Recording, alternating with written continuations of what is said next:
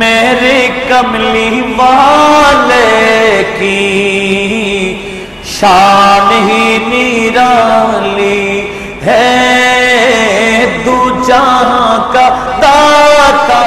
सुभान अल्लाह। যদি সাহাবায়ে কেরামের মধ্যে নবীজির মতো কেউ নাই, তো সেই জায়গায় আমাদের সাথে নবীজির কখনো কোনো দিকে তুলনা হবে? নবীজি বলেছেন আইয়ুকুম মিসলি লাস্তু কাআহাদিন মিনকুম, আমি তোমাদের কারো মতো নই, আমার সাথে কারো তুলনা নাই, এটা নবীজির দাবি। আচ্ছা, গভীর ভাবে খেয়াল করেন, পাশে খালাপ এখানে আসতেছে, এমন ভাবে ধারণ করবেন যাতে অপরকে বরাবর শুনাইতে পারে। আল্লাহ সে তৌফিক আমাদের সবাইকে দান করুন।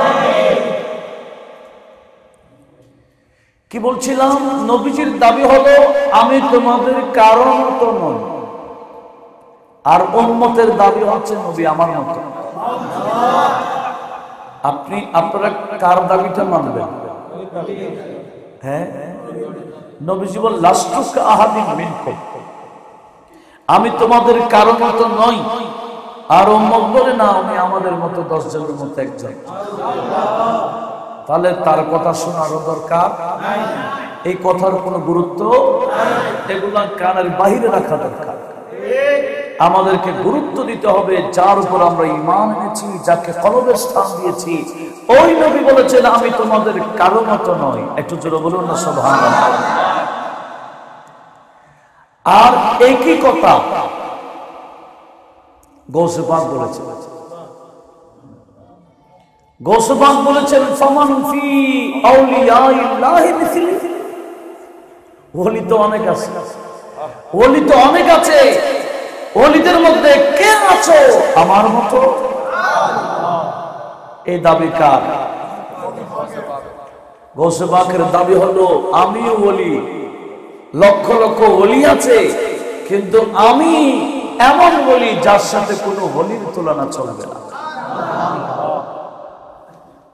আমরা দুই মহান জাত যাদের সাথে কারো তুলনা নেই। তারিখে বাগদাদে খতিবে বাগদাদি নোট করেছেন, একদিন হুজুর গৌসুল আজম শেখ জিলানী ওয়াজ হতো। গৌস পাকের মাহফিলে মানুষ কম যেদিন সেদিন 60 থেকে 70 হাজার, কম থাকলে 60 থেকে 70 হাজার মানুষ বসে থাকতো। তার চেয়ে বেশি থাকতো জিন্নাত, এর চেয়ে বেশি থাকতো ফেরেশতা। কেন? গৌস পাক বলেন ওয়াফিল ইনসি শাইখুন ওয়াফিল জিন্নি শাইখুন ওয়াফিল মালাকি শাইখুন, মানুষের মধ্যে পীর আছে, জিনের মধ্যে পীর আছে, ফেরেশতার মধ্যে পীর আছে। আনা শাইখুল কুল্লি, আর আমি আব্দুল কাদের, যত পীর আছে সমস্ত পীরের পীর। সেটা মানুষের পীর হোক, এটা জিন্নাতের পীর হোক, এটা ফেরেশতার পীর হোক, সমস্ত পীরানের পীর হলাম আমি আব্দুল কাদের জিলানী। সেজন্য গৌস পাকের ফাতিহা শুধু আপনারা জানতেন, গৌসে পাকের জ্ঞান কি শুধু আপনারা পড়েন? না না, গৌসে পাক বলেন তুবুলি ফিস সামায়ে ওয়াল আরদি দুঃখা, আমার এই ঢঙ্কা শুধু জমিনে না, ক্ষমতা থাকলে আসমানে গিয়ে দেখো গা, সেখানেও চলছে। কোথায়? সেজন্য এই যে ইন্ডিয়ান ক্যালকাটা থেকে আরো 90 কিলো উত্তরে গৌস পাকের আওলাদের কিছু মাজারে পাক আছে, মেদিনীপুর দরবার, সব গৌস পাকের আওলাদ। এনারা বড় ভলিউমে গৌস পাকের শানে কসিদা লিখেছে, বড় ভলিউম, এটার নাম দিওয়ানে পাক। সেখানে লিখেছেন গৌস পাক জ্ঞানী শুধু আমরা করি না, জমিনওয়ালা না আসমানওয়ালারাও করে। विरदे जुबां है सुबह मसा 11वीं शरीफ। एक फातियाजदाও মানে 11वीं শরীফ। 11वीं মানে উর্দুতে বলে আর ফারসিতে ইয়াজদাহুম বলে, দুটোটা একই কথা, বদনা এবং লোঠা যেরকম দুটোটা কি, একটার নাম 11वीं আর একটার নাম ইয়াজদাহুম, দুটোটার অর্থ হলো 11। একটু জোরে বলুন না সুবহানাল্লাহ। विरदे जुबां है सुबह मसा 11वीं शरीफ। करते अहले अर्दो समा 11वीं शरीफ। करते अहले अर्दो समा 11वीं शरीफ। অর্থাৎ জমিনওয়ালাও 11वीं পড়ে, আসমানওয়ালারও পড়ে। কেন? ওই আসমানে যারা থাকে এদেরও পীর আছে, ওই পীরেরও পীর আমি আব্দুল কাদের জিলানী। আচ্ছা, আমি যে কথাগুলা বললাম এই কথাগুলা সমস্ত মুসলমান মানবে? কথা বলে সমস্ত মুসলমান মানবে না। যারা তরিকতই মানে না এরা কিভাবে মানবে? এগুলো তরিকতের বিষয়। বিষয়গুলা কিসে? যারা তরিকত বলতে কিছু নাই মনে করে, তরিকতের কথা কোরআন শরীফে আছে কিনা? আমাকে একটা কোরআন শরীফ দিলে আরো ভালো হইতো, কারণ আমি তার আদেশ একটু লক্ষ্য করি। তরিকতের কথাও কোরআন শরীফে আছে, লক্ষ্য করি। সূরা জিন, আমরা যারা তরিকতপন্থী, তরিকতকে আমরা যারা মানি, বিশ্বাস করি, তাহলে আমাদেরকে এই বিষয়ে একটু জানার দরকার আছে কিনা বলি। সূরা জিন, সেই সূরা জিনের মধ্যে আয়াত নাম্বার হবে 16। কত? যারা যেখান থেকে শুনছেন একটু মহব্বতে শোনার জন্য, পারলে এগুলো নোট রাখার জন্য অনুরোধ করছি। আমার আল্লাহ বলেন আল্লাহ ইসতাকামু আলা তারিকা, একটু জোরে বলুন সুবহানাল্লাহ। লাসকাইনাহুম মাআন গাদাকা।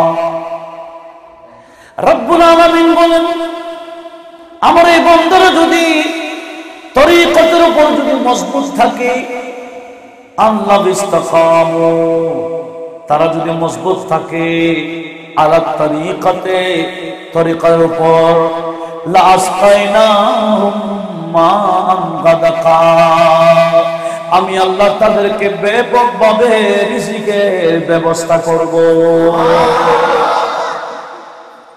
মাআন পানি, এখানে পানি বলতে রিজিক, গাদাকা মানে ওয়াসা, প্রশস্ত, ব্যাপক। যারা তরিকতের উপর থাকে এদের রিজিক প্রশস্ত করে দেয় কে? বলেছেন কে? কোন সূরা, কয় নম্বর আয়াত?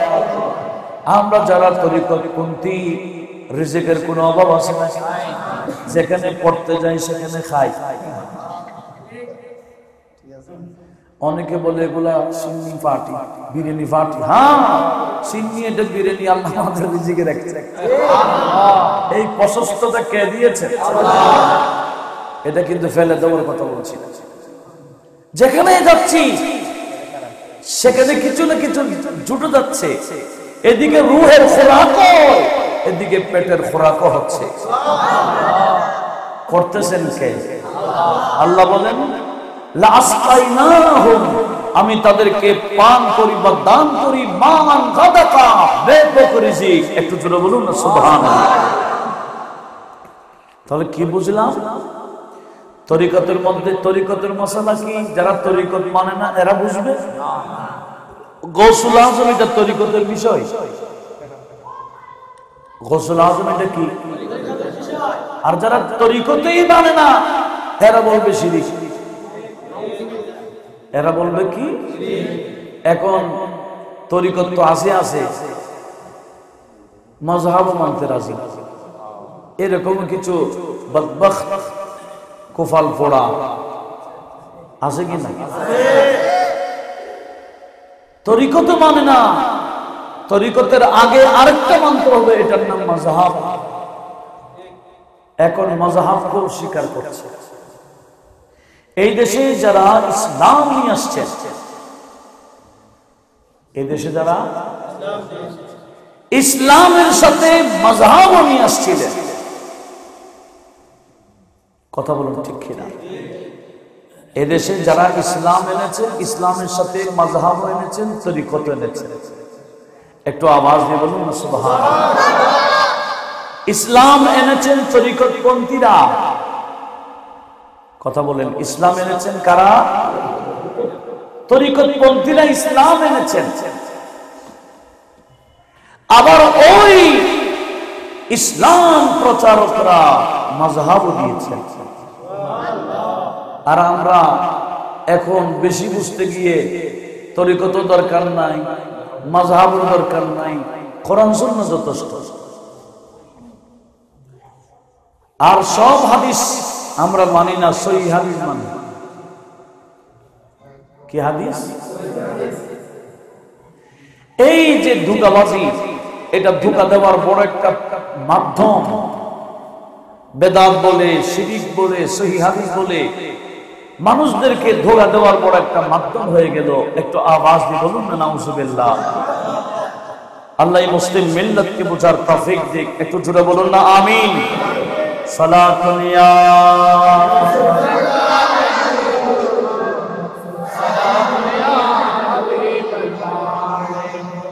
चैन आता है मेरे दिल को तमाम, नाम लेते ही तुम्हारा या नबी सलातुन या।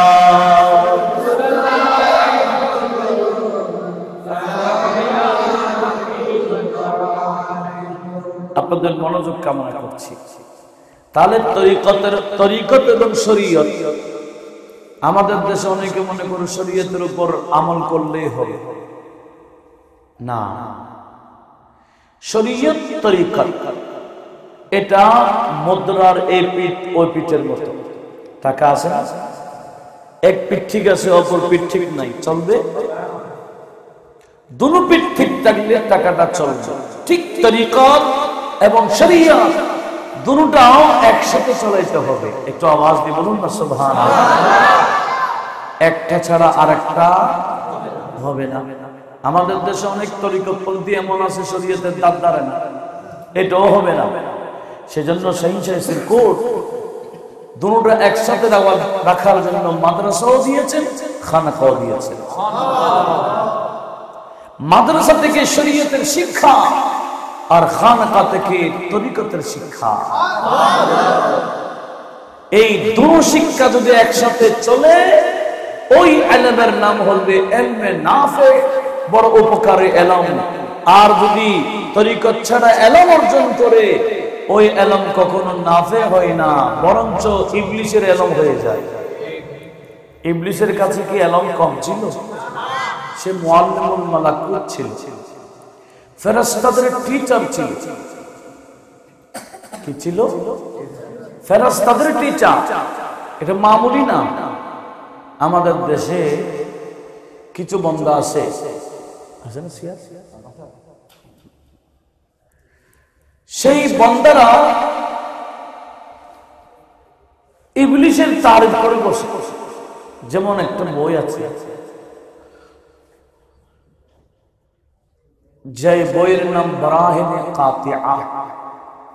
বরাহিনে কাতিআ, বরাহিন মানে দলিল, কাতিয়া মানে মজবুত। কিতাবের নাম দিয়েছে মজবুত দলিল। এই কিতাবে লিখেছে মালাকুল মউত এবং আজরাইল আলাইহিস সালাম, মালাকুল মউত আজরাইল এবং ইবলিস, এই দুইজনের জ্ঞান নাকি আমাদের নবীর থেকে বেশি। কার তারিফ করলো? মালাকুল মউতের এলম আর ইবলিসের এলম বলে নসে কতঈ দ্বারা প্রমাণিত, আর নবীজির এলমের ব্যাপারে নসে কতঈ নাই। নবীজির এলমের চেয়ে তাদের এলম বেশি।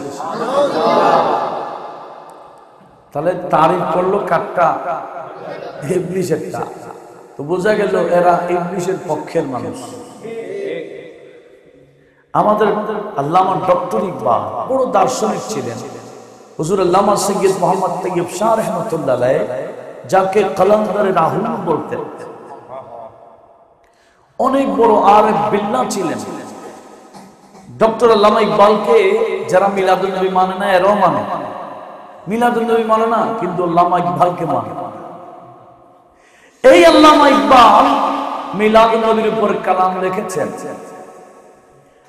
যে কালামটা হুজুর সৈয়দ মোহাম্মদ তৈয়ব শাহ রহমতুল্লাহ আলাইহ খুব বেশি পছন্দ করতেন। এমনকি ওসিয়ত করেছেন সদরাতে যাতে এই কালামটা অ্যাড করা হয়। বর্তমান সদরা শরীফে কালামটা আছে। এটা ডক্টর আল্লামা ইকবালের কালাম। ইনি মিলাদুন নবীর উপর লিখেছেন, যে কালামটা পারলে সবাই পড়ুন। সবচেয়ে আওলা ওয়ালা হামারা নবী যেভাবে মুখস্থ করেছেন, সবচেয়ে আওলা ওয়ালা হামারা নবী যেভাবে মুখস্থ করেছেন, আল্লামা ইকবালের কালামটা মুখস্থ করা দরকার, ঠিক কিনা? সরকারে দুআলম কা মিলাদ মনাতে হ্যায়, বলে সরকার দুআলম মিলাদ আমরা উদযাপন করি। সরকার দুআলম কা मिलाद मनाते हैं, एक जिंदा हकीकत का एहसास दिलाते हैं। तनकीद नबियों पर इब्लीस का शिवा है, तूफान ये बिदअत का शैतान उड़ाते हैं। तूफान ये बिदअत का शैतान उड़ाते हैं। उन्हें বলেছেন तनकीद नबियों पर इब्लिस का सिवा है। নবীদের সামনে বিয়াদবি করা এটা ইবলিসের খাসলত। আর বর্তমানেও মিলাদুন নবীকে বেদাত বেদাত যারা বলতেছে, এরা একজন নবীর উম্মত না, সব ইবলিসের অনুসারী। এই কথা আল্লামা ইকবাল এমনি বলেন নাই, কোরআন সুন্নাহ সামনে রেখে দর্শন বের করেছে। ওনার প্রতিটা কথার পিছনে অনেক বড় গবেষণা আছে। তখন তো আল্লামা যাকে তাকে বলা হইত না। বর্তমান ডক্টরের ডিগ্রিও টাকা দিলে পাওয়া যায়। টাকা দিলেও যারা ডক্টর বসবে এটাকে যাচাই বাছাই করার জন্য সবাই সিগনেচার দিয়ে ফেলবে, সমস্যা নাই।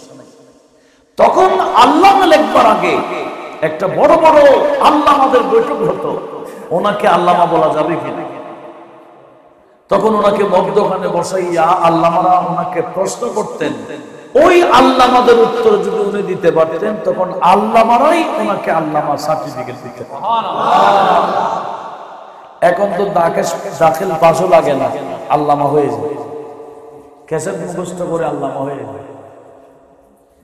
এখনকার আল্লামা এটা মামুলি হয়ে গেছে। একটু আওয়াজ দিয়ে বলুন না নাউজুবিল্লাহ।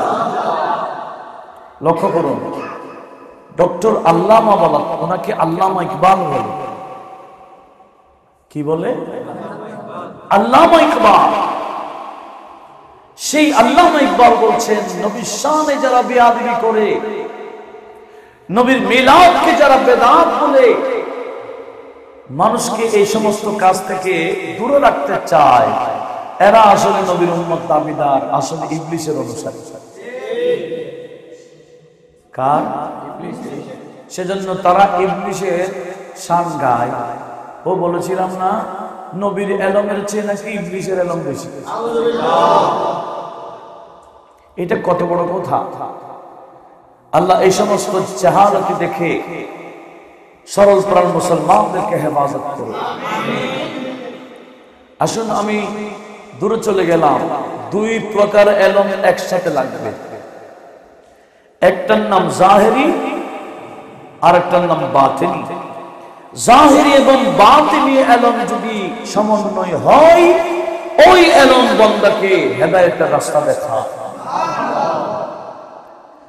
আর যেই এলমের সাথে বাতিনি এলমের সম্পর্ক না, ওই এলম বান্দাদেরকে মিসগাইড করে ফেলে, জাহান্নামের পথ ধরাই দেয়। একটু আওয়াজ দিয়ে বলুন না নাউজুবিল্লাহ। যারা নবীর শানে বেয়াদবি করতেছে, এরাও কোরআন সুন্নাহ দলিল দেয়। এরাও নবী কোরআন সুন্নাহ থেকে কি দেয়? দলিল দেয়। তাদেরও এলম আছে। তাহলে বোঝা গেল তাদের এলম ইলমুর রহমান নয়, তাদের এলম হচ্ছে ইলমুশ শয়তান। একটা এলমের নাম ইলমে রহমান, আরেকটা এলমের নাম ইলমে শয়তান। ইলমে রহমান দিয়ে নবীজির তারিফ হয়, ইলমে শয়তান দিয়ে নবীজির শানে বেয়াদবি হয়। একটু জোরে বলুন না নাউজুবিল্লাহ।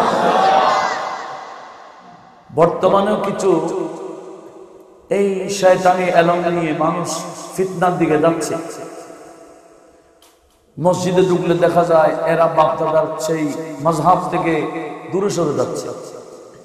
এরা শুদ্ধ নামাজ পড়তে চায়। কি নামাজ? আরে ভাই, আমরা যেভাবে নামাজ পড়ি, এই নামাজ পড়ে পড়ে আল্লাহর বান্দারা আল্লাহর বন্ধু হয়ে হয়ে কবরে গেছে। বড় বড় ওলিরা ইনারা এভাবে নামাজ পড়েছিলেন, আমরা তাদের অনুসরণে এইভাবে নামাজ পড়ি। ইনারা তো এগুলো করে করেই আল্লাহর ওলি হয়েছেন। আর আমার আল্লাহ বলতেছেন সূরা লুকমানের মধ্যে, ওয়াত্তাবি সাবিলা মান আনাবা ইলাইয়া, যারা আমি আল্লাহ পর্যন্ত পৌঁছে গেছে এরা কিভাবে নামাজ পড়েছে তুমি একটু খেয়াল করো। এরা যেভাবে নামাজ পড়ছে দেখেছো, তুমি সেভাবেই পড়ো। কথা কার? আল্লাহ। ওয়াত্তাবি সাবিলা মান আনাবা ইলাইয়া, যারা আমি আল্লাহ পর্যন্ত পৌঁছে গেছে ওদেরকে অনুসরণ করো প্রতিটা কাজে। তো প্রতিটা কাজে যদি ওনাদের অনুসরণ করে, নামাজ পড়তে অনুসরণ করা লাগবে না? অবশ্যই। এখন সেই ওলিউল্লাহদের নামাজ থেকে ইনাদের নামাজকে অশুদ্ধ নামাজ, আর তারাই সহি নামাজ পড়ে। এগুলা গুমরাহি। যত সব মুস্তাহাব কাজ, একটা বিষয় মনে রাখবেন, আপনি ফরজ ওয়াজিব যত আদায় করছেন, আল্লাহর বান্দা হবেন ঠিক, বন্ধু হতে পারবেন না। বন্ধু হওয়ার জন্য অতিরিক্ত আমল লাগবে। কথাটা একটু ভালো করে বুঝুন। ফরজ নামাজ আপনি পড়ে ফেলেছেন, আজিম আদায় হয়ে গেছে, কিন্তু নফল, অতিরিক্ত নফল পড়া ছাড়া আপনি আল্লাহর বন্ধু হতে। সেই কারণে আমার আল্লাহ হাদিসে কুদসিতে বলেছেন কি, এটা ইমাম বুখারী শরীফে কিতাবুর রাকায়েকে নোট করেছেন। সাহাসিকতার বেশ কয়েকটা কিতাব আসছে, মিশকাতও আসছে হাদিস খানা, যেটা উলামায়ে কেরামের জবানে বারবার শুনে থাকেন। আমার আল্লাহ বলেছেন, সরাসরি নবীকে বলেছেন, মধ্যখানে কোনো জিবরিলের মাধ্যম নাই। রব্বুল আলামিন বলেন, লা ইয়াজালু ইয়াতাকাররাবু আবদি বিন নওয়াফিল।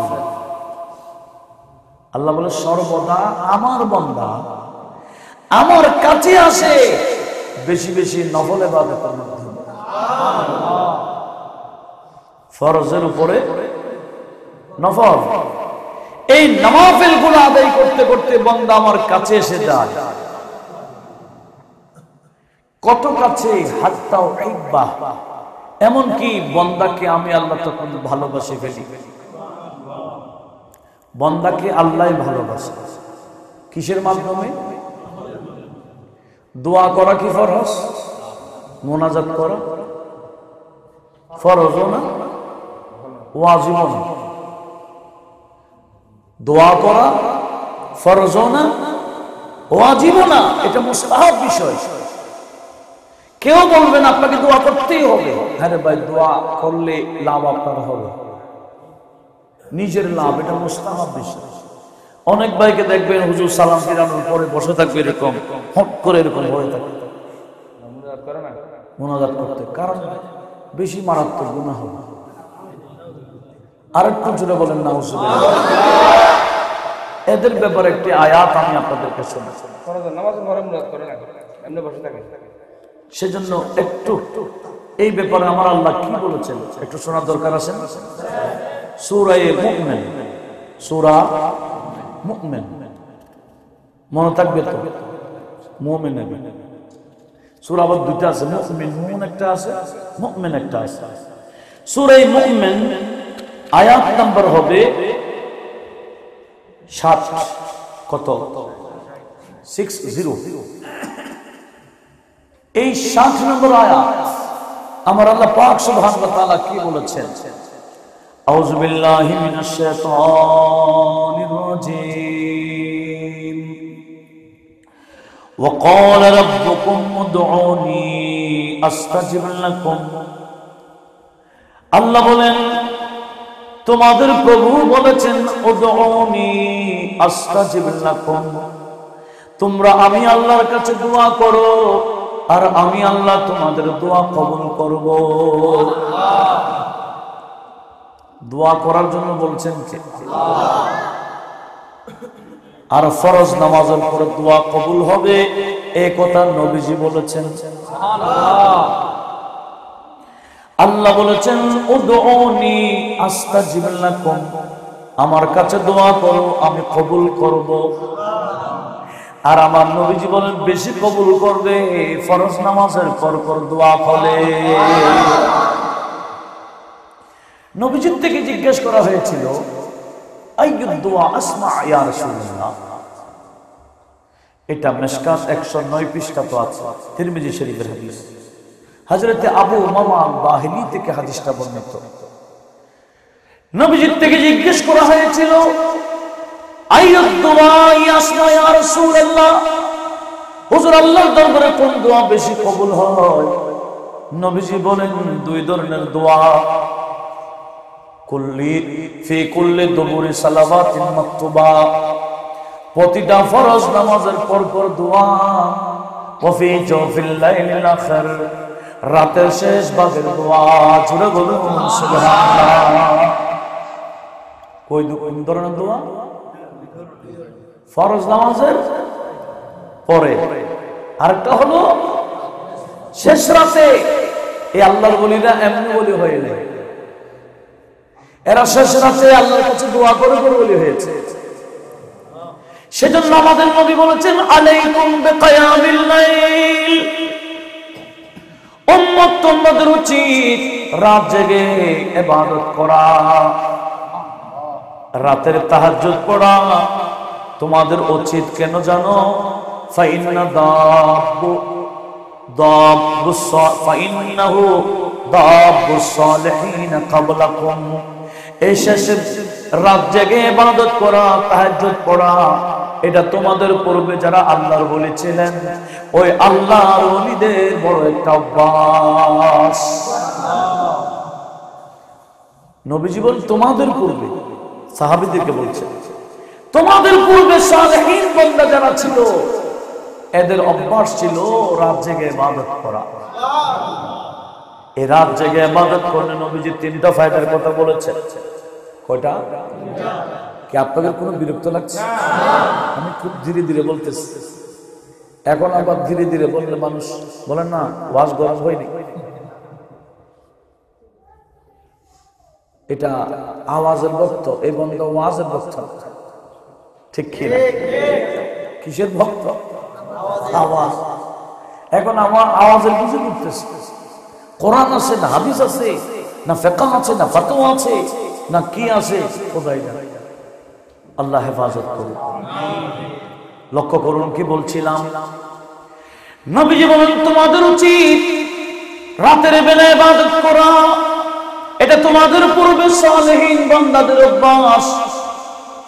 এই রাত জেগে ইবাদত করলে বড় সুবিধা কি, বড় ফায়দা হলো, আমার আল্লাহ বলেন ফাইন্নাহু ইলা রাব্বিকুম, রাত জেগে ইবাদত করার এক নম্বর ফজিলত হলো তোমাদের রবের একেবারে কাছাকাছি চলে যেতে পারবা, রবের কাছাকাছি যেতে পারবা, আল্লাহর কাছে যেতে পারবা রাত জেগে ইবাদতের মাধ্যমে। জোরে বলুন সুবহানাল্লাহ। রাত জেগে ইবাদত করলে কার কাছে যাওয়া যায়? আল্লাহর যারা কাছে চলে যায় এদেরকে ওলিউল্লাহ বলা।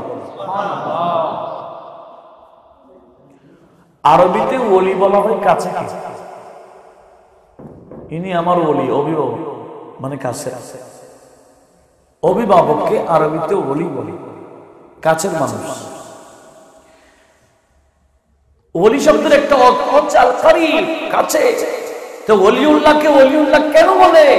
বলে এরা আল্লাহর কাছে চলে যায়। নবীজি বলেন তোমাদের উচিত রাত জেগে ইবাদত করা। কেন? রাত জেগে ইবাদত করলে এক নম্বর ফজিলত হলো আল্লাহর কাছে চলে যাওয়া যায়।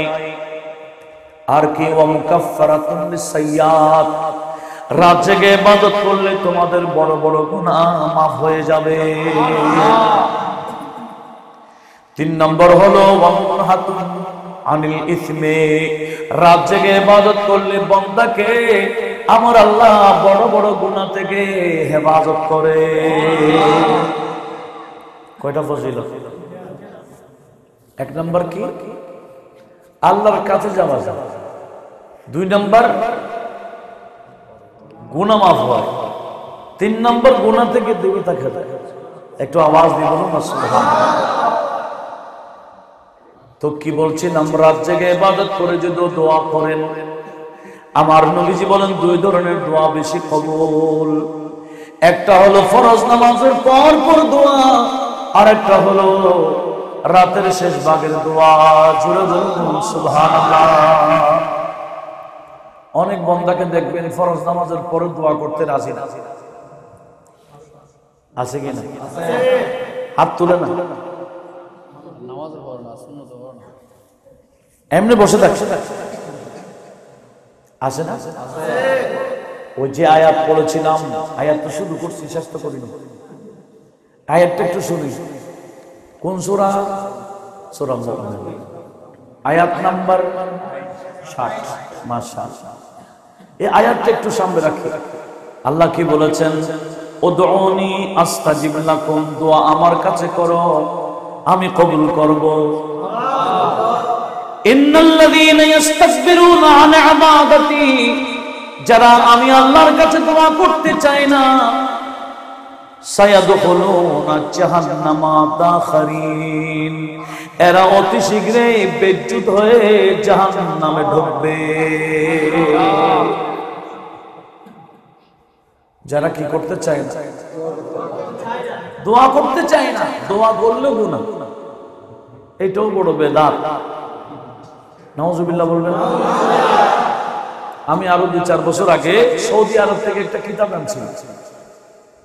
এটা মোটামুটি বড়, আব্দুল হক মুহাদ্দিসে মক্কি, ইনি মক্কি মুহাদ্দিস। আবার কিতাবটা ছাপানো হয়েছে, ক্লক টাওয়ার আছে না একটা বড় মক্কা শরীফে, ওই আমার উনি বুঝবেন কারণ বহু বছর খাটাই আছে। ক্লক টাওয়ার একটা আছে না, জমজম টাওয়ার, এটার নিচে একটা আল মাকতাবা আল ইমদাদিয়া আছে, অর্থাৎ ইমদাদিয়া লাইব্রেরি, সেখানে থেকে ছাপানো, আমি ওখান থেকে নিয়েছি। সেই কিতাবের নাম ইবাহাতুল ইস্তিহবাবুদ দুআ বা'দাল ফরায়েজ, ফরজ নামাজের পর পর যে দোয়া মুস্তাহাব, এই বিষয়ের উপর একজন মক্কি মুহাদ্দিস বড় কোরআন সুন্নাহ দিয়ে দলিল দিয়ে বড় আকারে কিতাব ছাপাই দিয়েছেন মক্কা শরীফ।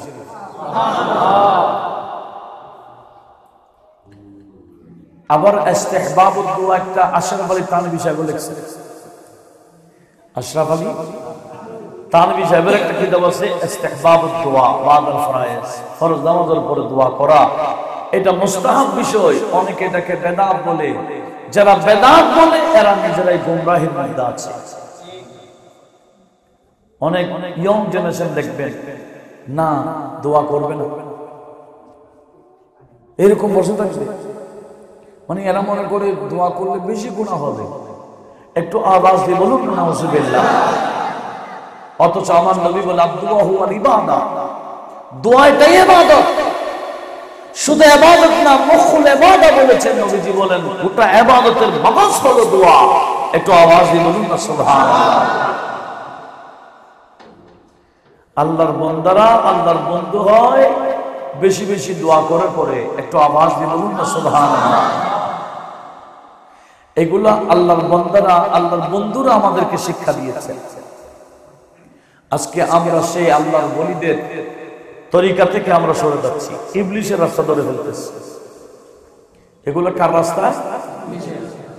আল্লাহর ইবাদত থেকে বঞ্চিত করা, দোয়া থেকে বঞ্চিত করা, ভালো কাজ থেকে বঞ্চিত করা, এটা ইবলিসের উদ্দেশ্য।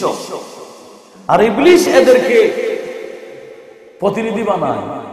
কারণ আল্লাহ বলেন আল্লাযী ইউওয়াসবিসু ফী সুদুরিন নাস, তারপর বলেন যারা মানুষের অন্তরে অসওয়াসা লাগাই দেয়, এটা বেদাত, এটা শিরক, এটা এমন, এটা এমন। আল্লাহ বলেন যারা মানুষের অন্তরে অসওয়াসা লাগায় এরা দুই প্রকার, মিনাল জিন্নাতি ওয়ান নাস। এক প্রকার হলো জিন, আর এক প্রকার হলো মানুষ। এই দুই প্রকার বান্দা মানুষদেরকে ভালো কাজে মিসগাইড করে অসওয়াসা ঢুকাই দেয়। জোরে বলুন নাউজুবিল্লাহ। আছে না এরকম? এরা মানুষের অন্তর অসওয়াসা দেয়। আল্লাহ পাক সুবহানাহু ওয়া তাআলা যেই মাযহাবে, শরীয়তে, তরিকতে আমরা ছিলাম, আল্লাহ আমাদেরকে এভাবে থাকার তৌফিক দান করুন। আমিন। টলমল করিয়েন না, ঈমানের তুফান অনেক চলবে। ঈমানের উপর অনেক তুফান চলবে, চলেছিল, কিন্তু এখনো আমাদেরকে মজবুত থাকতে হবে। আল্লাহ আমাদের সবাইকে সেই মাযহাব, তরিকত, শরীয়তের উপর মজবুত থাকার তৌফিক দিক। একটু জোরে বলুন আমিন। সালাতুন ইয়া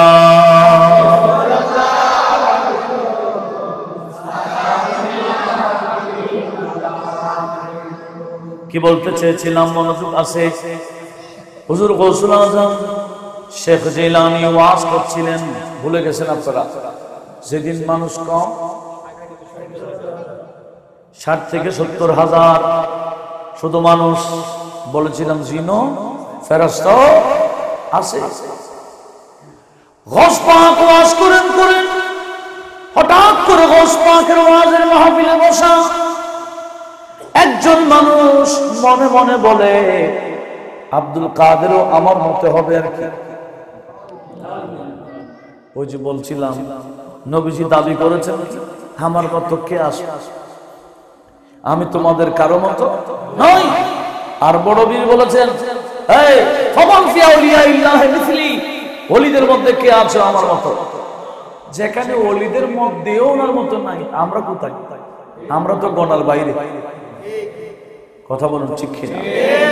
যেখানে বড় পীর বলছেন ফামান ফি আউলিয়াইল্লাহি মিসলি, ওলিদের মধ্যে কে আছে আমার মতো, সেখানে কি আমরা গণার ভিতরে আছি? গৌস পাক গণার মধ্যে রাখছে না কাদেরকে? ওলিদেরকে। ওলিদের মধ্যে কে আছে? তাহলে ওলিদের মধ্যেও ওনার মতো কেউ নাই। আরে বান্দা মনে মনে বলে কি আব্দুল কাদের জিলানীও আমার মতো মনে মনে ভাবে। আচ্ছা মনের খবরও বড় পীর দেখে কি? কি বলেন? মনের খবর আল্লাহ বলছেন আলিমুল বিযাতিস সুদূর, আলিমুল বিযাতিস সুদূর। অন্তরে কি আছে না আছে এটা জানেন কে? আল্লাহ। এই জ্ঞান কার? তো বড় পীর কিভাবে জানবে? এটা শিখতে হবে না? তাহলে এটার উত্তরও কোরআন শরীফ আছে। তাহলে কোরআন শরীফ থেকে উত্তর নেওয়ার দরকার আছে কিনা? সূরা কাহফ। কোন সূরা? এটা 16 পারা। সূরা কি? কাহফ। আয়াত নাম্বার হবে 65। আমি যেগুলা দলিল দিচ্ছি এগুলা যদি নোট রাখেন ইনশাআল্লাহ কোন জাহেল, কোন বাতিল, কোন পথভ্রষ্ট আপনাদেরকে মিসগাইড করার সুযোগ পাবেন। আল্লাহ আমাদের সবাইকে মজবুত থাকার তৌফিক দিন। কোন সূরা বললাম? সূরা কাহফ। আমি মুরব্বীদেরকে বলছি না, মুরব্বীরা আমার মাথার তাজ। বিশেষ করে ইয়ং মিসগাইড হচ্ছে ইয়ংরা, সেজন্য মজবুত থাকতে হবে ইয়ংদেরকে। মজবুত মুরব্বী একজনও নড়ে না, মুরব্বীরা বরাবর আছে।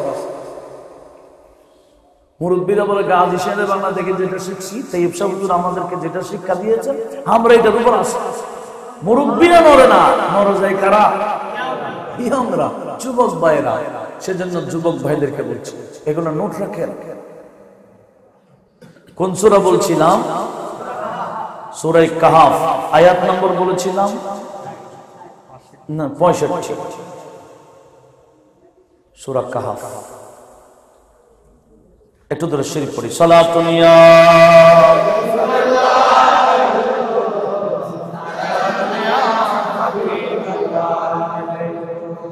আসুন আমার আল্লাহ বলে ফাওয়াজাদা আবদান মিন ইবাদিনা আতাইনাহু রাহমাতান মিন ইনদিনা ওয়া আল্লামনাহু মিন লাদুন্না ইলমা। একটু জোরে বলুন সুবহানাল্লাহ। আল্লাহ ঘটনাগুলো এমনি বলছেন না আমাদের শিক্ষার জন্য। হযরত মুসা কালিমুল্লাহ ওনার খাদেম ইউসা বিন নুন দুজন চলতেছেন। ওই বান্দা যাকে আমার আল্লাহ বলেছেন ওনার ইলম বেশি, ওই বড় আলেমের সাক্ষাতে বের হলেন মুসা কালিমুল্লাহ। আমার আল্লাহ যে যে নিশান দিয়েছেন সে জায়গায় গেলেন। যাওয়ার পরে ফাওয়াজাদা আবদান মিন ইবাদিনা, ওই দুজন বান্দা আমার এক এমন বান্দাকে পেয়ে গেলেন। দুজন বান্দা হযরত মুসা কালিমুল্লাহ এবং ইউসা বিন নুন, এই দুইজন বান্দা এমন এক বান্দাকে পেয়ে গেলেন। একটু গভীর মনোযোগ। এমন এক বান্দাকে পেলেন, ওই বান্দা ওনার আল্লাহ ওনাকে কি দিয়েছেন সেটা বর্ণনা করেছেন। আল্লাহ বলেন এমন এক বান্দাকে পেয়ে গেলেন আতাইনাহু রাহমাতান মিন ইনদিনা, যাকে আমি আল্লাহ আমার পক্ষ থেকে স্পেশাল রহমত দিয়েছি। আল্লাহর রহমত কি আমাদের নাই? আল্লাহর রহমত ছাড়া চলা যাবে? আল্লাহর রহমত ছাড়া কিছু করা যাবে না। কত রহমত দিয়েছেন আল্লাহ বলে ওয়াইন তাউদ্দু নি'মাতাল্লাহ লা তুহসুহা।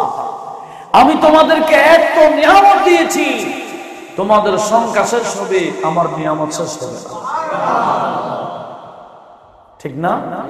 কিন্তু আল্লাহ বলতেছেন এরা দুজন আমার এমন এক বান্দাকে পেয়ে গেলেন যাকে আমি আল্লাহ বিশেষ রহমত দিয়েছি।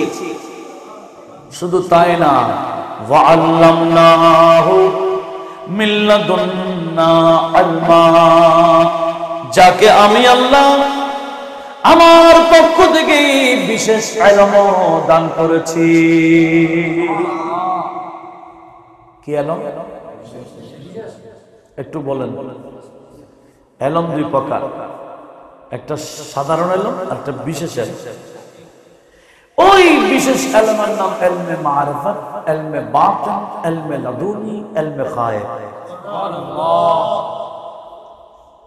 আল্লাহ বলছেন তারা এমন এক বান্দাকে পেলেন যাকে আমি আল্লাহ আমার পক্ষ থেকে সেই বিশেষ ইলমটা দিয়েছি। যে বিশেষ ইলম থাকলে যেটা দেখা যায় এটাও জানে, যেটা দেখা যায় না এটাও জানে। যেটা দেখা যায় সেটা দেখে এটাও জানে, আর যেটা দেখা যায় না তাকদীর। তাকদীর মানে কি? তাকদীর মানে কি আমরা দেখি? এরকম তো তাকদীরে লেখা আছে কখন কয় টাইমে কোন টাইমে মারা যাব, মারা যাওয়ার আগে আগে ঘরে শুয়ে যেতাম। প্রস্তুত? ঠিক না? কারণ কখন মারা যাবো আমরা তো জানি না, এটা তাকদীরে লেখা আছে। ওয়াল কদরি খায়রিহি ওয়া শাররিহি মিনাল্লাহি তাআলা, তাকদীরের ভালাই খারাপই সব কার পক্ষ থেকে? এটা সত্য ঈমানের একটা ঈমান। কথা বলুন ঠিক কি না? এই যে তাকদীর মানে যেটা দেখা যায় না, কিন্তু আল্লাহর কিছু বান্দা আছে যেটা সাধারণ মানুষ আমরা যারা দেখি না, আল্লাহর ওই বন্ধু দেখে। আল্লাহর বন্ধুরা কেন দেখে? কিভাবে দেখে? আল্লাহ বলে আল্লামনাহু মিন লাদুন্না ইলমা। এমনি দেখে না, আমি আল্লাহ আমার পক্ষ থেকে তাকে বিশেষ ইলম দিয়েছি বিদায় দেখে। এরকম গৌস পাক শাহ বাগদাদের দরবারে কোন তাকদীরে খারাপি মানুষ যেত, এনাদের তাকদীর বড় পীর দেখে ফেলতেন। ওই বান্দা চলে যাওয়ার পরে বড় পীর ওনার জন্য আল্লাহর দরবারে দোয়া করতেন বারবার, তাকদীরটা পাল্টাই দেওয়ার জন্য। তাকদীর পাল্টাই কে? এটা মনে করিয়েন না কোন ওলি তাকদীর পাল্টাই দেয়। কোন ওলি গৌস কুতুব তাকদীর পাল্টায় না, তাকদীর পাল্টান কে? আল্লাহ। তো ওনারা কি করেন? বাস দোয়া করে দেন। আর আমার নবীজি বললেন দোয়া ইয়ারুদ্দুল কাযা, দোয়া করলে তাকদীরও পাল্টিয়ে যায়। দোয়া করলে তাকদীর পাল্টে যায়। সূরাতুর রাদ। কোন সূরা? সূরাতুর রাদ। কয় পারা আছে সূরাতুর রাদ? আউসাব হ্যাঁ 13 পারা না? সূরাতুর রাদ।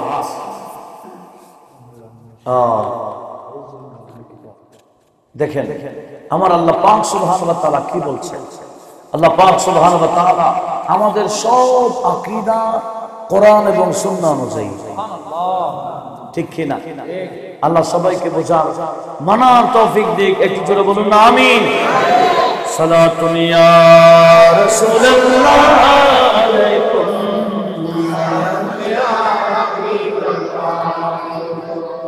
সূরাতুর রাদ আয়াত নাম্বার হবে 38। কত?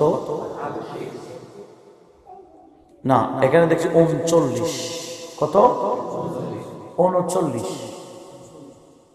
সূরাতুর রাদ 39 নম্বর আয়াত। পারলে নোট রাখিয়া। আমার আল্লাহ কি বললেন? আল্লাহু মা ইয়াশা ওয়া ইউসবিতু ওয়া ইনদাহু উম্মুল কিতাব। একটু জোরে বলুন না সুবহানাল্লাহ।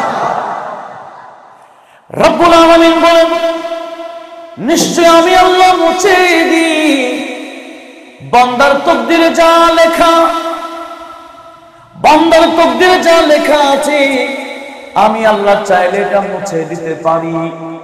ওয়া ইউসবিতু, অথবা বহাল রেখে দিতে পারি তাকদীরে যেটা আছে সেরকম।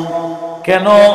ওয়া ইনদাহু উম্মুল কিতাব, তাকদীরের ফয়সালা এটা আমি আল্লাহর কুদরতি হাতে। জোরে বলুন সুবহানাল্লাহ। তাকদীর চাইলে পাল্টাতে পারেন কে? কিন্তু দোয়া করবেন কারা? ওলিরা। ওলি আল্লাহরা তাকদীর দেখেন। তাকদীর মানে যেটা দেখা যায় না। আমার বড় পীর শাহ বাগদাদ রাদিয়াল্লাহু তাআলা আনহু, ওনার দরবারে কোন তাকদীর খারাপি বসে থাকলে খারাপই থাকে না, ওনার তাকদীর পাল্টিয়ে যায়। কেন? বড় পীর ওনার জন্য দোয়া করেন। একটু জোরে বলুন সুবহানাল্লাহ। এখনো করবেন কিনা? বড় পীর এখনো দোয়া করেন কিনা? বড় পীর এখনো আসেন কিনা? কিভাবে আসেন? রুহানি ভাবে। কিভাবে? রুহানি ভাবে। গৌস পাক এখনো ওনার জিম্মাদারি দায়িত্ব পালন করতেই আছে। এমন কি বড় পীর বলছেন ইয়াদি আলা মুরিদি ওয়া আশিকি কাসমাই আলাল আরদি।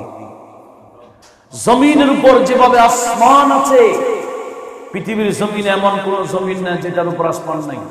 প্রত্যেকটা জমিনের উপর।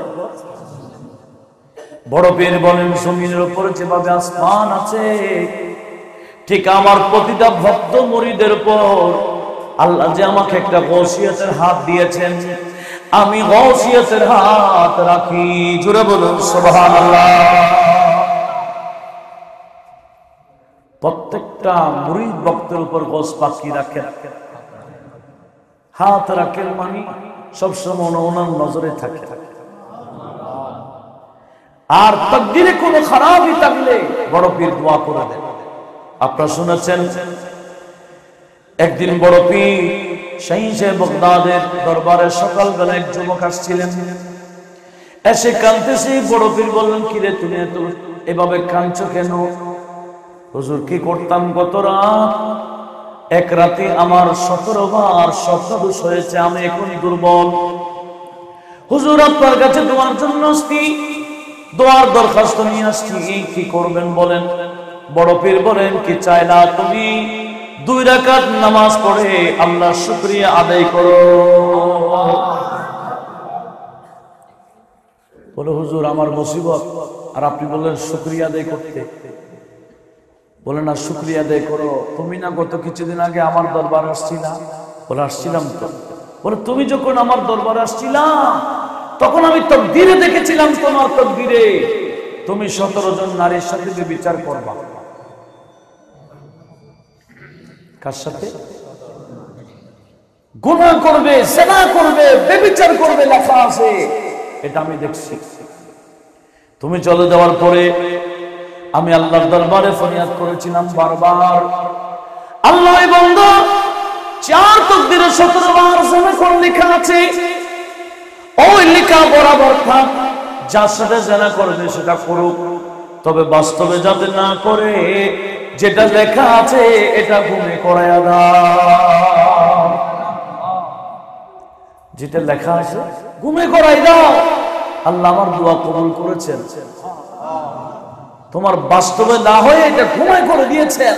বাস্তবে করলে তো বড় বড় গুনাহ হতো, এখন তো তোমার গুনাহ হয় না। একটু আওয়াজ দিয়ে বলুন না সুবহানাল্লাহ। কিসের ফজিলত? গৌস পাক শাহী বাগদাদের দোয়াই বান্দার তাকদীর উপর দিয়ে গেছেন। সেজন্য বড় পীরের ওয়াজ মাহফিল আমরা আসি, ফাতিহা করি, খেয়ারবি করি, গৌসিয়া পড়ি, এই একটা নজর পাওয়ার জন্য। একটা নজর যদি পেয়ে যায়, তাকদীরে খারাপই থাকলেও ইনশাআল্লাহ পাশ দিয়ে যাবে। बदलो मेरी भी तकदीर, गौसे आज़म दस्तगीर, सुन लो ए पीरों के पीर, गौसे आज़म दस्तगीर, सुन लो ए पीरों के पीर, या गौसे आज़म अल मदद, या गौसे आज़म अल मदद, पीराने पीर अल मदद, रोशन ज़मीर अल मदद, या दस्तगीर अल मदद। बदलो मेरे भी तकदीर, बदलो मेरे भी तकदीर, गौसे आज़म दस्तगीर, सुन लो ए पीरों के पीर,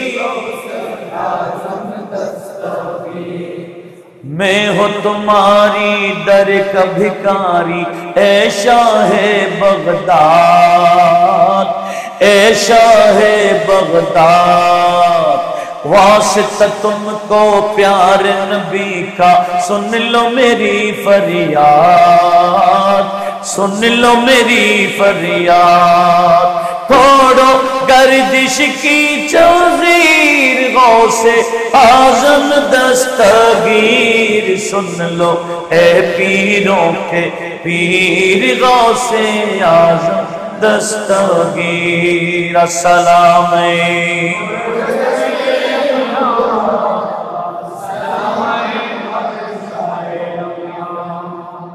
তাহলে বান্দা মনের খবর দেখে জানে এই জ্ঞান কে দিয়েছেন? আল্লাহ। ওয়া আল্লামনাহু মিল্লাদুন্না ইলমা বলে আমার আল্লাহ ঘোষণা দিয়েছেন। কার ব্যাপারে? হযরতে খিদির আলাইহিস সালাম। খিদির আলাইহিস সালামকে আমার আল্লাহ ইলমে লাদুনি দিয়েছেন। সুবহানাল্লাহ। শেখ মুহাক্কিক আব্দুল হক মুহাদ্দিস দেলভী উনিও আখবারুল আখিয়ার নামে একটা কিতাব আছে।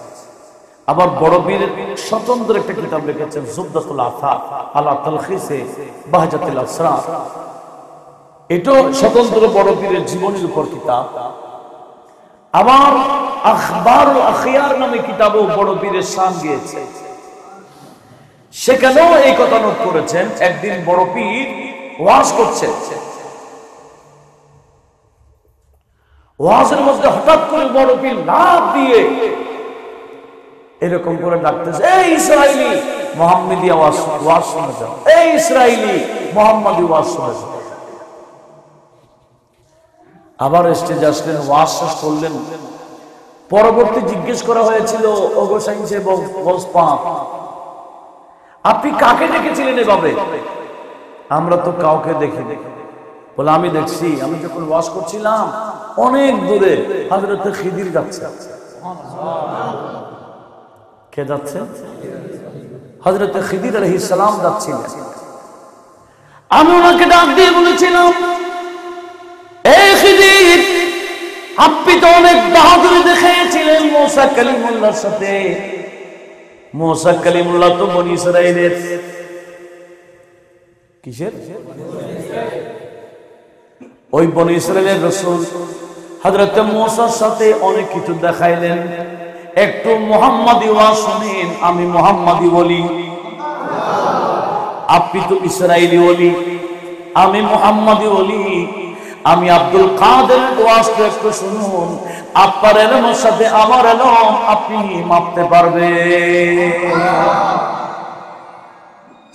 খিদির আলাইহিস সালামের এলম, যাকে আমার আল্লাহ আল্লামনাহু আলমাদু বিল্লাদুন্না ইলমা বলেছেন। আচ্ছা, ওনার এলম বেশি না বড় পীরের এলম? হ্যাঁ, আপনাদের সন্দেহ লাগে? হ্যাঁ, কারণ উনি হলেন ইসরাইলি। ওনার এলম থাকলেও ওই আসমানি কিতাব আরগুলোর এলম থাকবে, আর বড় পীরের কাছে তো কুরআনি এলম। ইনি মুহাম্মাদি ওলি, ইনার এলম কম হবে না বেশি হবে? সেজন্য বড় পীর ডাক দিয়েছিলেন, এই ইসরাইলি আসো, মুহাম্মাদি এলম একটু দেখা যাও। এটা কি বড় পীর এমনি বলেছেন? এরকম যোগ্যতা ছিল বিধায় বলেছিলেন। একটু আওয়াজ দিয়ে বলুন না সুবহানাল্লাহ।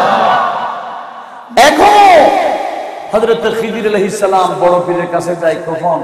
কোন জায়গায় ওই লাগে, গোস লাগে, সহসুতব লাগবে, আফরাদ লাগবে, নজিব লাগবে, নকিব লাগবে, কোথায় কি লাগবে এটা ফিটিং করার জন্য খিদির আলাইহিস সালাম বড় পীরের কাছে যায়। আর বড় পীর সেখান থেকে নির্ণয় করেন কাকে কোন পদ দেবেন। একটু আওয়াজ দিয়ে বলুন না সুবহানাল্লাহ। কাউকে না পাইলে আপনারা শুনেছেন, জাস্ট আমি স্মরণ করে দিচ্ছি। বড় পীরের মুরিদ এবং খলিফা হযরত আলী হাইতি উনি বর্ণনা করছেন, একদিন বড় পীর ফজরের নামাজ পড়ে বের হলেন মসজিদ থেকে। বের হওয়ার পরে আমাকে দেখে আমাকে ইশারা করলেন, আলী হাইতি এদিকে আসো। বড় পীর আমাকে দিলেন না, আমি ওনার আহ্বানে সাড়া দিলাম। ওনার কাছে যাওয়ার সাথে সাথে উনি আমার হাত ধরলেন, হাত ধরে বলে চলো চলো বলো, রওনা হয়ে গেলেন। কয়েকটা কদম দিতে না দিতে আলী হাইতি বর্ণনা করতেছেন, কয়েক কদমের মধ্যে দেখতেছি এখন আমরা বাগদাদের জমিনে না, এমন একটা জায়গায় পৌঁছে গেছি যে জায়গাটা আমি চিনিও না, মরু এলাকা, অথচ এটা টাউন। দেখতেছি একটা ভাঙ্গা কুড়াঘর দেখি। বড় পীর সেই ভাঙ্গা ঘরের দিকে ঢুকতেছিলেন, আমিও সাথে আছি। দেখলাম ওই ভাঙ্গা ঘরে 6 জন বান্দা একজনকে চেপে ধরলো। আর বড় পীর ঢুকতেই তারা বাহাদুর দাঁড়িয়ে সালামি পেশ করে বলছেন, হুজুর এই বান্দাকে পেয়েছি। জোরে বলুন সুবহানাল্লাহ। হুজুর আর কাউকে পাই নাই, তাহলে কথা আগে ছিল, আগে কথা দেখতেছি বন্দাইটার মোচ অনেক লম্বা। বড় বীর বলে কাছে আছে তোমাদের? আছে তো দাও। কাছে দিয়ে মোচ কেটে গোসল করালেন, কালেমা পড়ালেন, তাহলে বোঝা গেল উনি মুসলমানও ছিল না। কালেমা পড়িয়ে মুসলমান বানালেন। মুসলমান বানাবার পরে বড় পীর ওনাকে টান দিলেন নজর। নজর দিয়ে 6 জনকে বলেন, এই বন্দারা, এখন থেকে আপনাদের সাথে ওনাকেও কাজে লাগাইতে পারে। 6 জনের হাতে উঠাই দিয়ে চলে আসছে। আবার কয়েক কদম দিতে না দিতে বক্তা নাস্তা খাওয়ার জন্য বসছে। আলী হাইতে বলছে, হুজুর আজকে আমরা কোথায় গেছি? 6 জন, ওরা কারা? মজওয়ালা কে? বলে বলিউন আমি যাচ্ছি ফজরের নামাজ পড়তে, হঠাৎ করে দেখলাম আমার মোবাইলে কল এসে গেছে।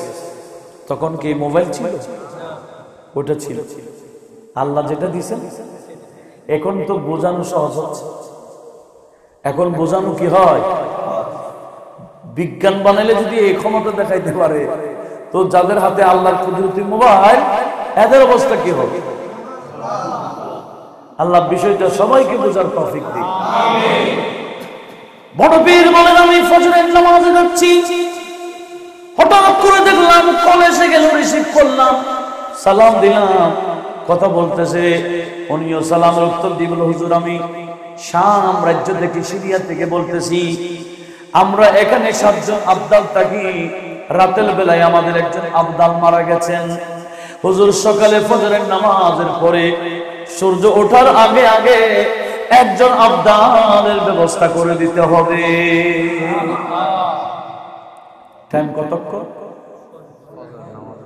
সূর্য ওঠা, নতুবা সাম্রাজ্যের অবস্থা খারাপ হয়ে যাবে। পছন্দ মারা গেছে, সূর্য ওঠার আগে আগে একজন আবদাল ব্যবস্থা করুন। বড় পীর বলে, আমি যাচ্ছি নামাজ পড়তে, এখন আবদাল পাবো কই? আচ্ছা ঠিক আছে, আপনারা কাউকে পান কিনা দেখেন, পাইলে ধরে রাখেন, আমি আসতেছি। আমি নামাজটা পড়াইয়া আসতেছি। বড় পীর বলেন, আমি নামাজ পড়াইয়া গেলাম। ওই যে 6 জন, এরা সব আবদাল। একজনকে চেপে ধরেছিল, সে কোনো মুসলমানও ছিল না। তারা রাস্তার মধ্যে খ্রিস্টানকে পাইছে।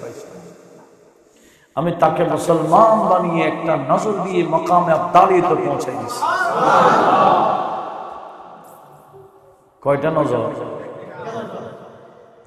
সেখানে কুতুবউদ্দিন বখতিয়ার কাকি, গরিব নওয়াজের প্রধান খলিফা, উনি বলতেছেন, এক নজরে আশিক বহুত দর্দ জাহান বস মারা नजरी जानिबे मां, नजरी जानिबे मां, हजरत गौसो सकलैन सलामैन।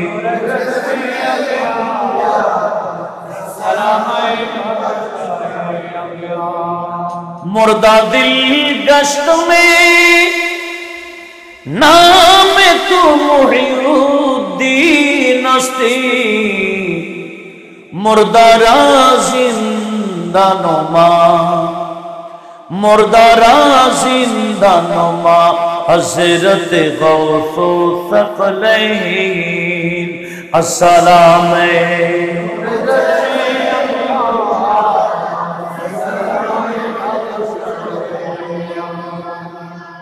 কুতুবউদ্দিন বখতিয়ার কাকির মতো এত বড় আল্লাহর ওলি, যিনি গরিব নওয়াজের প্রধান খলিফা, উনি বলতেছেন, এক নজর রাষ্ট্র বদর দু জাহাঁ বাস মারা।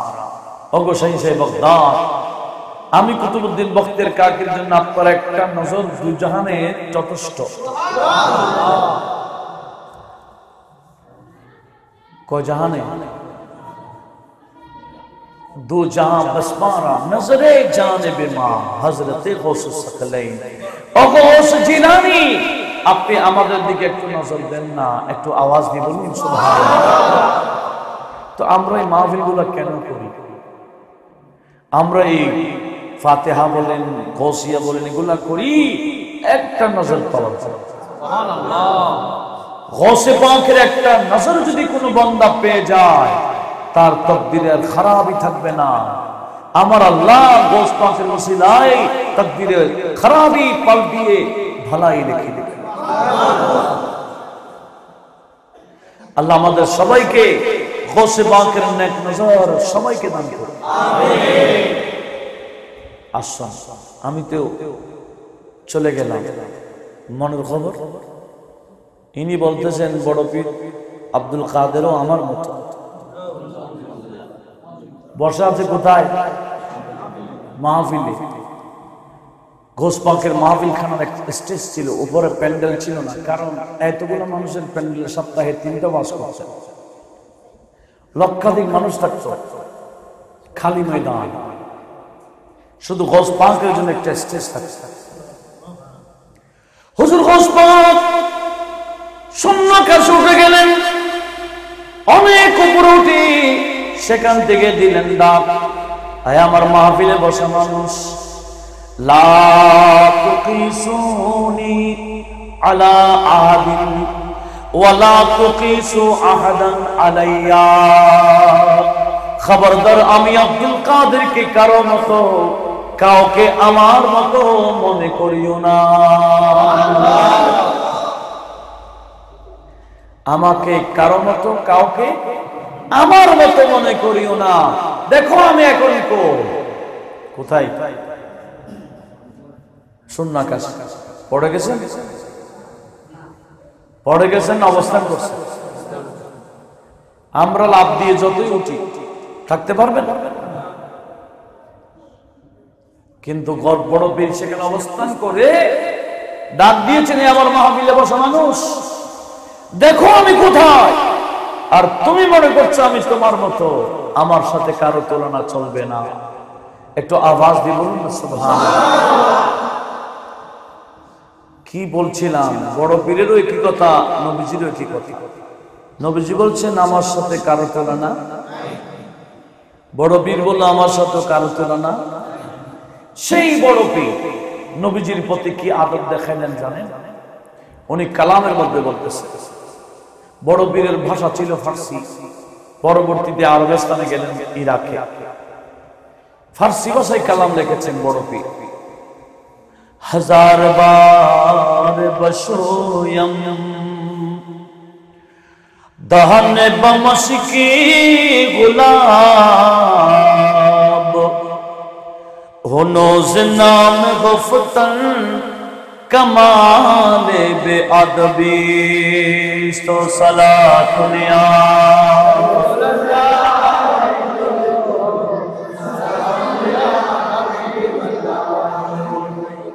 हजार बार बशोयम दहन बमशकी गुलाब हुनूज नाम गुफ्तन कमाल बे आदबीस। কি বলছেন বড় পীর? হাজার বার বসুইয়া, হাজার বার যদি আমি ধুইয়ে ফেলি, দহন আমার মুখ, বমশকে গুলাম, মেশকা আম্বর দিয়ে, গোলাম দিয়ে আমার এই মুখটাকে যদি হাজার বারো ধুই, হুনুজ নামে গুফতন কামাল বিআদবিস, ইয়া রাসূলুল্লাহ, এই মুখ দিয়ে আপনার নামটা উচ্চারণ করতে আমি আব্দুল কাদের জিলানীর কাছে ব্যাপক বিআদবি মনে হয়। আপনার নাম উচ্চারণ করতে আমার বিআদবি মনে হচ্ছে, যদি বা হাজার বার মেশকা আম্বর দিয়ে দিয়েছি। একটু আওয়াজ দিয়ে বলুন না সুবহানাল্লাহ।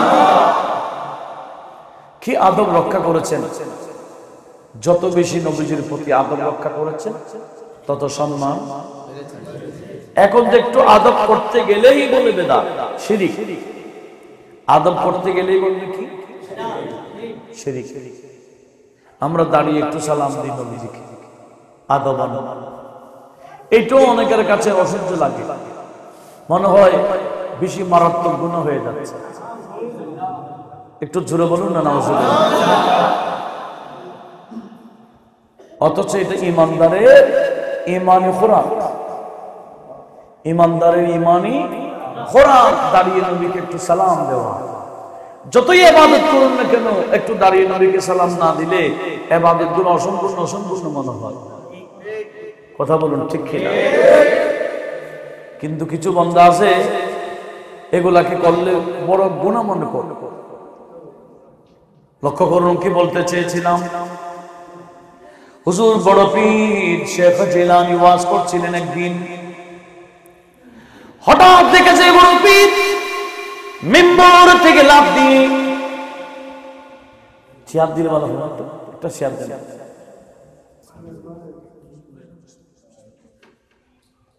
একটু লক্ষ্য করুন। বড় পীর সেই বগদাদ মিম্বর থেকে লাফ দিয়ে অনেক দূরে বাহাদুর দাঁড়িয়ে আছে। সবাই হাজার হাজার মানুষ দেখে আছে, কি হুজুর মিম্বর কেন ছেড়ে দিলেন?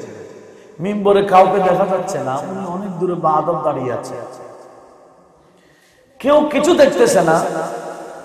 বকা বিন বতুল গৌস পাকের খলিফা ছিলেন এবং মুরিদ ছিলেন। উনি বলেন এভাবে তার দেখা যাবে না, আমি একটু ডাটা অন করি, কি একটু নেটওয়ার্ক চালু করে দেখি। উনি মুরাকাবায় ঢুকে গেলেন, ঘটনা কি দেখার জন্য চোখ বন্ধ করে ফেললেন। আমরা চোখ খুলে দেখি, আল্লাহর বান্দারা চোখ বন্ধ করে দেখি। বেশ কম আছে কিনা? বকাবিল মতো চোখ বন্ধ করে ফেললেন, মুরাকাবা শুরু করলেন। মুরাকাবা করতে করতে করতে করতে লাইন পেয়ে গেলেন, মুশাহাদা লাইভ দেখে ফেললেন। মুরাকাবা করতে করতে মুশাহাদা হয়ে যায়। মুশাহাদা মানে সরাসরি দেখা, লাইভ দেখা। দেখতেছেন বড় পীর এমনি মিম্বর ছাড়েন নাই, মিম্বরে দয়াল নবী তাশরীফ ফরমা।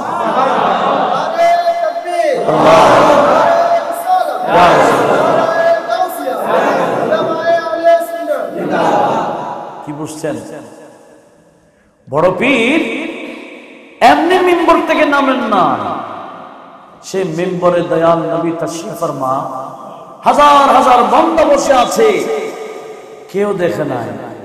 সেই কথা আমার আলা হযরত এভাবে বলেছেন, তো জিন্দা হে বল্লাহ, তো জিন্দা হে বল্লাহ, मेरे चश्मे आलम से छुपो जाने वाले, छुपो जाने वाले, सलात मिया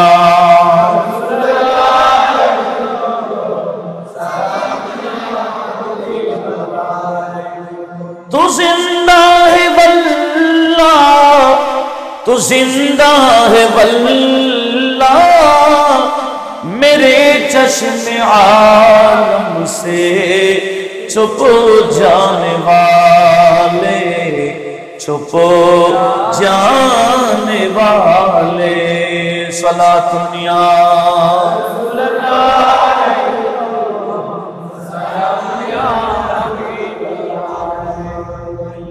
সেই কথা আমার আলা হযরত বাবু বলেছে, ইয়া রাসূলুল্লাহ আপনি জিন্দা, আপনি চাইলে মজলিসে আসতে পারেন,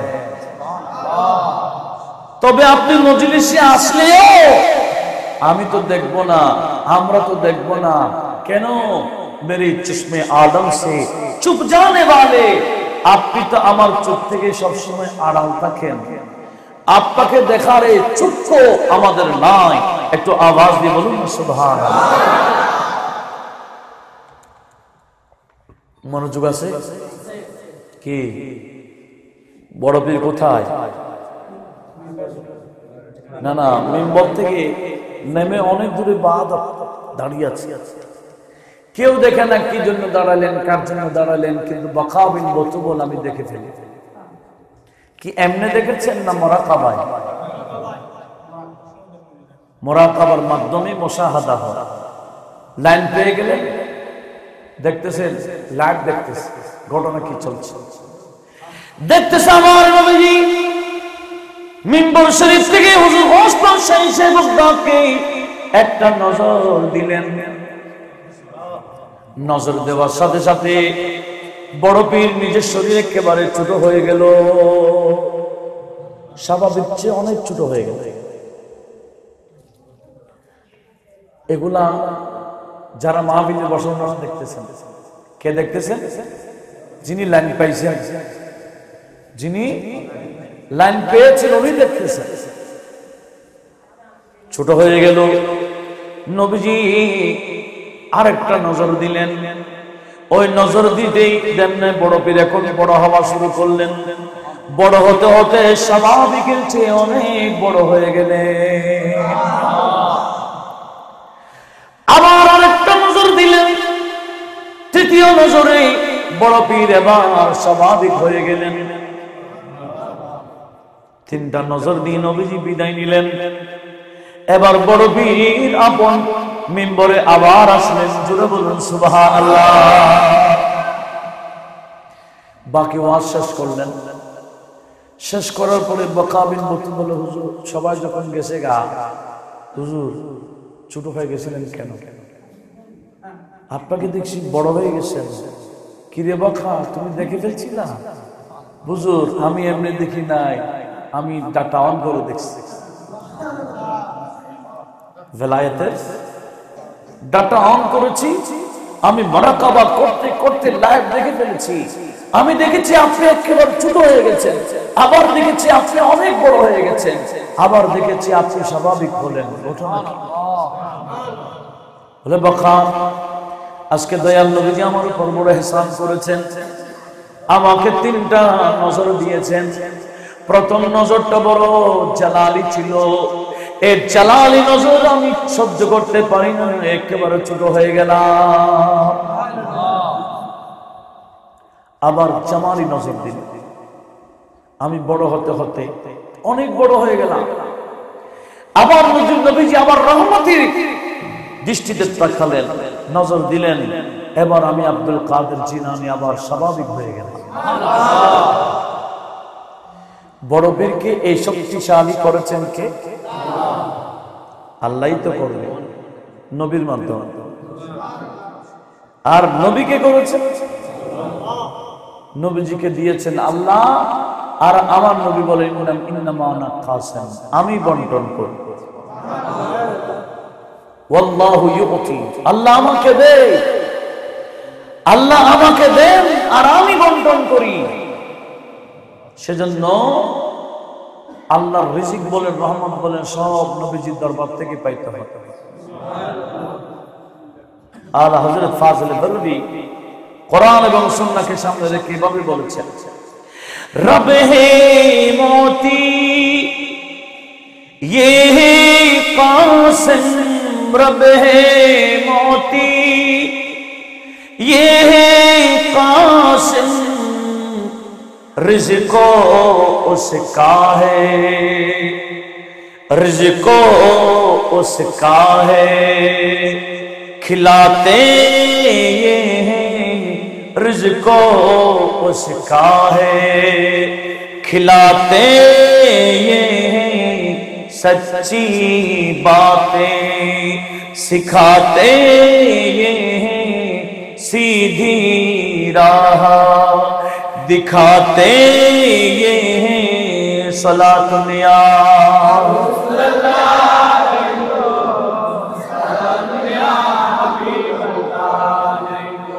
कह दो रज़ा सी खुश हो खुश रहे, कह दो रज़ा से खुश हो खुश रहे, मुझदार रज़ा को सुनाते ये हैं, मुझदार रज़ा को सुनाते ये हैं। सलातुन या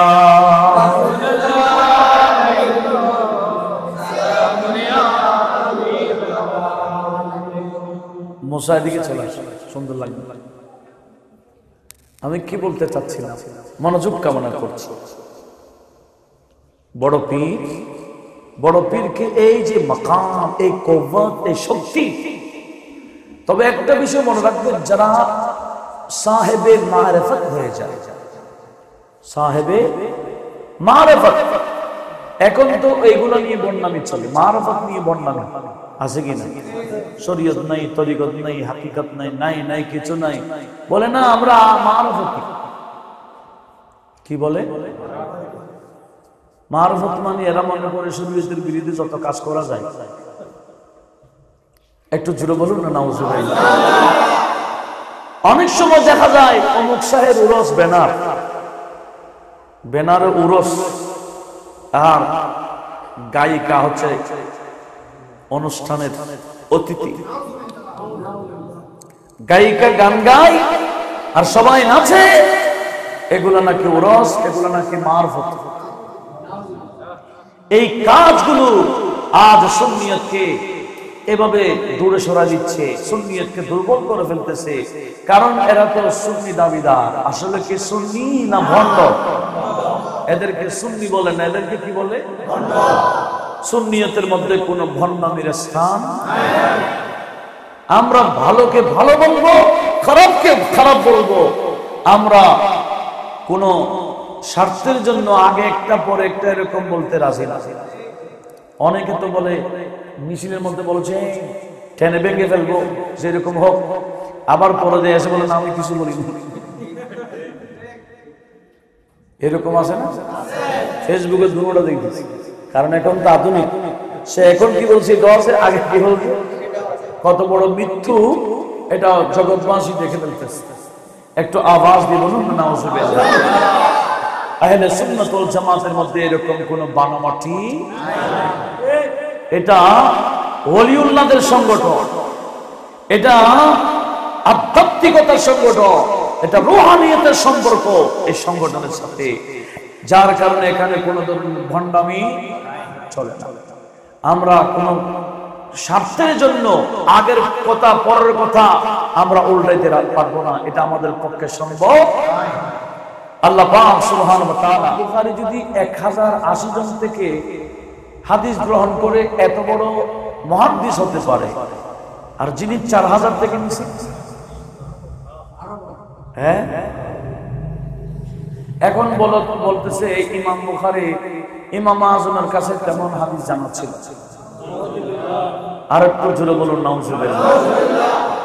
যারা ইমামে আজম আবু হানিফা রাহমাতুল্লাহর ব্যাপারে এই ধরনের কথা বলে, আসলে এরা এই যুগে একেবারে শ্রেষ্ঠ শ্রেষ্ঠ জাহেল মূর্খ। একটু জোরে বলুন নাউজুবিল্লাহ। এদের কাছে ধর্মীয় কোনো জ্ঞান নাই,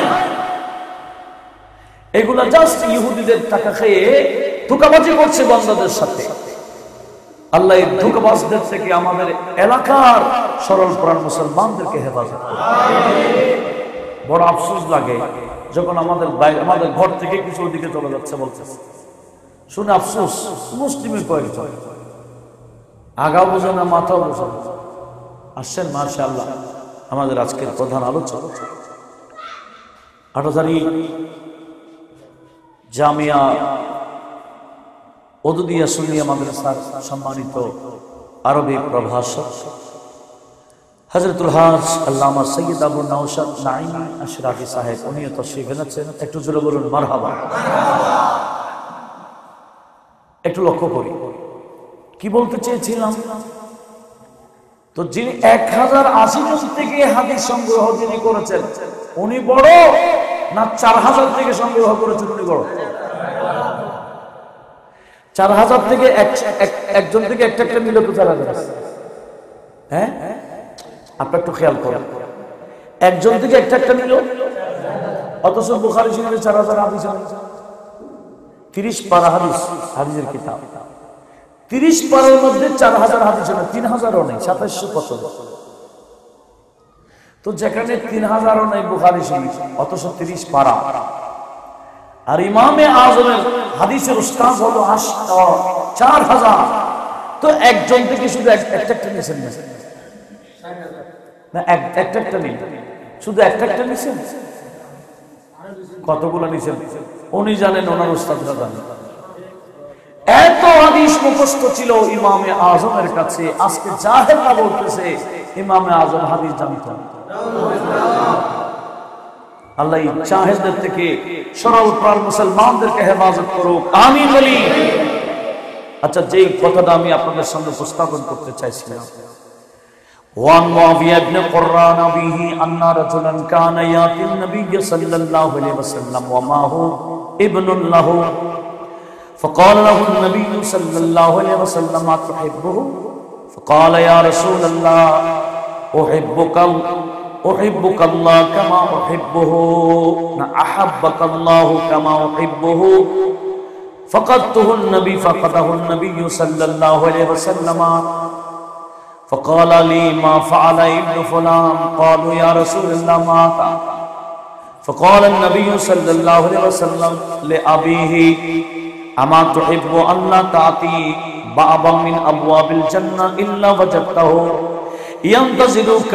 فقال الرجل يا رسول الله أله خاصة أم لكلنا؟ قال بل لكلكم. جرب سبحان الله। অনেক মজাদার হাদিস। এক সাহাবী আমার নবীজির সামনে ওনার একটা বাচ্চাকে নিয়ে আসছিলেন। আন্না রাজুলান কানা ইয়াতি নবী সাল্লাল্লাহু আলাইহি ওয়াসাল্লাম ওয়া মাহু ইবনুল্লাহ। এক সাহাবী প্রায় সময় নবীজির সামনে দরবারে আসতেন আর ওনার সাথে ওনার বাচ্চাকে নিয়ে আসতেন। বড় শিক্ষা এটা। এখন তো আমাদের বাচ্চারা কোন দিকে যায় খবর নাই, নিজে বড় শেরে মানুষ হুজুর মুরিদ, আর এতে বাচ্চা গেছে আলে হাদিস। কেন? এই ছোটবেলা থেকে গাইড করেন, ছোটবেলা থেকে তাদেরকে গাইড করা দরকার ছিল, ঠিক কিনা? আরে সাহাবী কি করলেন দেখেন, যখনই নবীজির দরবারে আসতেন সাথে কাকে নিয়ে আসতেন? ছেলেকে নিয়ে আসতেন। তো একদিন নবীজি বললেন ফাকালা লাহু নবী সাল্লাল্লাহু আলাইহি ওয়াসাল্লাম, নবীজি ওনাকে বলেছেন আতুহিব্বুহু, এই আমার সাহাবা তুমি কি তোমার ছেলেকে ভালোবাসো? ফাকালা ইয়া রাসূলুল্লাহ আহাব্বাকাল্লাহু কামা উহিব্বুহু। হুজুর, আমি আমার ছেলেকে যেভাবে ভালোবাসি আল্লাহও তো আপনাকে এভাবে ভালোবাসে। আমি শুধু আমার ছেলেকে ভালোবাসি তাই না, আল্লাহ আপনাকে ভালোবাসে। ফাকাদাহুন নবী সাল্লাল্লাহু আলাইহি ওয়াসাল্লাম। কিছুদিন পরে দেখা যাচ্ছে ছেলে বাবা নেই, বাবা আছে ছেলে নেই। কিরে, তুমি না প্রায় সময় তোমার ছেলেকে নিয়ে আসতা, ছেলেটা কই? মা আলী রাসূল পাক বলেন মা فقال لي ما فعل ابن فلان। কিরে, অমুককে দেখা যাচ্ছে না কেন? সবসময় তো বাচ্চাকে নিয়ে আসতো, ইদানিং দেখা যাচ্ছে। এরকম হয় না? ক্বালু, সাহাবারা উত্তর দিলেন ইয়া রাসূলুল্লাহ মাতা। হুজুর, ওই ছেলেটা তো মারা গেছেন, যে ছেলে বাবা নিয়ে আসতো ছেলেটা মারা গেলেন, যার কারণে ওই বন্দাটার ছেলেকে নিয়ে আসতে পারছেন না। এবার নবীজি ওই সাহাবীকে দিলেন ডাক। ফাকাল নবী সাল্লাল্লাহু আলাইহি ওয়াসাল্লাম লিআবিহি, ওই বাবাকে নবীজি ডেকে বললেন আমা তুহিব্বু আল্লাহ ইয়াতি বাবা মিন আবওয়াবিল জান্নাহ ইল্লা ওয়াজাদতা ইয়ানতাজিরুকা।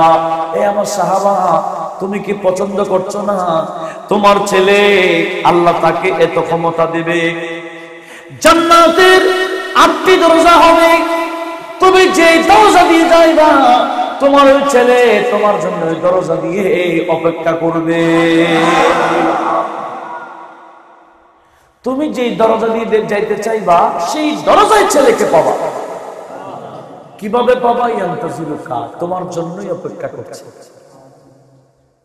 এটার নাম জিসমে মিসালি। 8টা দরজা থাকবে, তোমার ছেলেকেও আমার আল্লাহ 8 দরজা দাঁড়ায় করে রাখবে। একটু আওয়াজ দিয়ে বলুন না সুবহানাল্লাহ। এই ক্ষমতা কার? একজনকে কয় জায়গায়? আচ্ছা আচ্ছা। ফাকাল রাজুল ইয়া রাসূলুল্লাহ আলাহু খাসা আম লিকুল্লিনা। হুজুর, এই ক্ষমতা একজন 8 জায়গায়, এটা কি শুধু তার জন্য না আমরা সবাই পারবো? ক্বালা বাল লিকুল্লিকুম, তোমাদের সবার পক্ষে সম্ভব হবে আল্লাহ ক্ষমতা দিলে। একটু আওয়াজ দিয়ে বলুন না সুবহানাল্লাহ। এই সমস্ত জ্ঞান যাদের নাই, এরা বড় পীর যে 70 জায়গায় কি করেছিলেন, ইফতার করছিলেন, এটাকে মানে না। হ্যাঁ, এটা কিভাবে সম্ভব? হ্যাঁ রে, সম্ভব কিভাবে হলো? আল্লাহ যেভাবে ক্ষমতা দিয়েছে সেভাবেই হবে। এটা তো বড় পীরের ক্ষমতা না, এটা তো আল্লাহর কুদরত। একটু আওয়াজ দিয়ে বলুন না সুবহানাল্লাহ। সেজন্য বরকাতের মধ্যে আল্লামা মোল্লা আলী কারি এই সমস্ত হাদিসের ব্যাখ্যাতে বলতেছেন, وفيه إشارة إلى خرق العادة من تعدد الأجساد المكتسب حيث أن الولد موجود في كل باب من أبواب الجنة। ওই ছেলে জান্নাতের প্রতিটা দরজায় যেভাবে থাকতে পারে, ঠিক আল্লাহ যাদেরকে ক্ষমতা দেয় এরও বিভিন্ন জিসিম নিয়ে, শরীর নিয়ে একজন বান্দা বিভিন্ন জায়গায় থাকতে পারে। নবীজি কয়জন? একটু জোরে বলেন না। একজন। কিন্তু পৃথিবীর যে কোন কবরে এট এ টাইম 1 লক্ষ কবর হয়ে গেছে। এটা কাফের হোক, এটা মুসলমান হোক, প্রত্যেকটা কবরে কিন্তু আমার নবীজি থাকবে। কিভাবে থাকবেন? বলে আল্লাহ যেভাবে ক্ষমতা দিয়েছেন। একটু আওয়াজ দিয়ে বলুন না সুবহানাল্লাহ। এটার নাম জিসমে মিসালি। নবীজির জিসমে মিসালি নিয়ে সব জায়গায় থাকতে পারে, এটা আল্লাহই ওনাকে ক্ষমতা দিয়েছেন। আল্লাহ সবাইকে এই মাসআলাগুলো বুঝার তৌফিক দিক। একটু জোরে বলুন না আমিন। সালাতুন ইয়া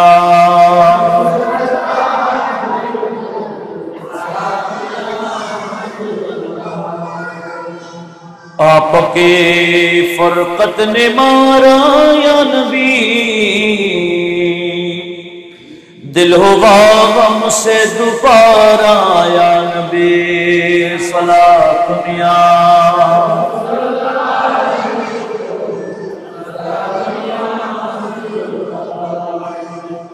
বারান্দা থেকে কিছু বান্দা পারলে এদিকে কয়েকজন আসতে পারেন, ডানে বামে, ওখানে জায়গা হচ্ছে। আপনারা একটু সামনে আসুন, দরুদ শরীফ পড়ে পড়ে আসুন। সালাতুন ইয়া রাসূলুল্লাহ আলাইকুম,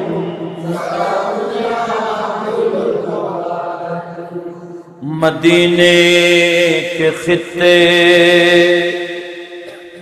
खुदा तुझी को रखे, गरीबों फकीरों को ठहराने वाले। सलातुन या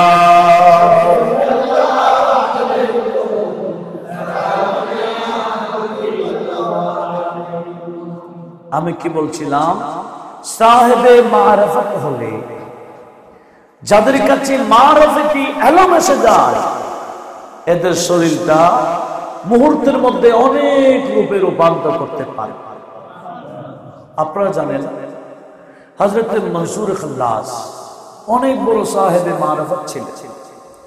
ইনি জিকির, ওনার একটা বায়তুল আযমা ঘর ছিল, ওনার ইবাদতখানা। ইবাদতখানার নাম বাইতুল আযমা, অনেক বড় একটা ইবাদতখানা ওনার।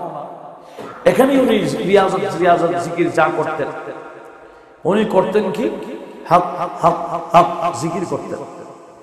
মধ্যখানে গিয়ে আনাল হক জিকির করতেন। হক মানে কে? হক হক হক জিকির করতেন। মধ্যখানে গিয়ে আনাল হক বলে দিতেন। যখন বলতেন তখন স্বাভাবিক থাকতো না, অস্বাভাবিক অবস্থায়। পরবর্তী ওনার থেকে জিজ্ঞেস করা হলো, আপনি তো শিরিক করেছেন, আপনি হক দাবি করেছেন, হক তো আল্লাহ, আপনি বলেন আনাল হক, আমি আল্লাহ, আপনি শিরিক করেছেন। এরকম যখন বলেছেন, শরীয়তের ফয়সালা ওনার ব্যাপারে মাসআলা তালাশ করা হলো। উলামায়ে কেরাম ফতোয়া দিয়ে দিল, ওনাকে ফাঁসি দিতে হবে, ওনাকে কতল ওয়াজিব হয়ে যাবে, ওনাকে কতল করতে হবে।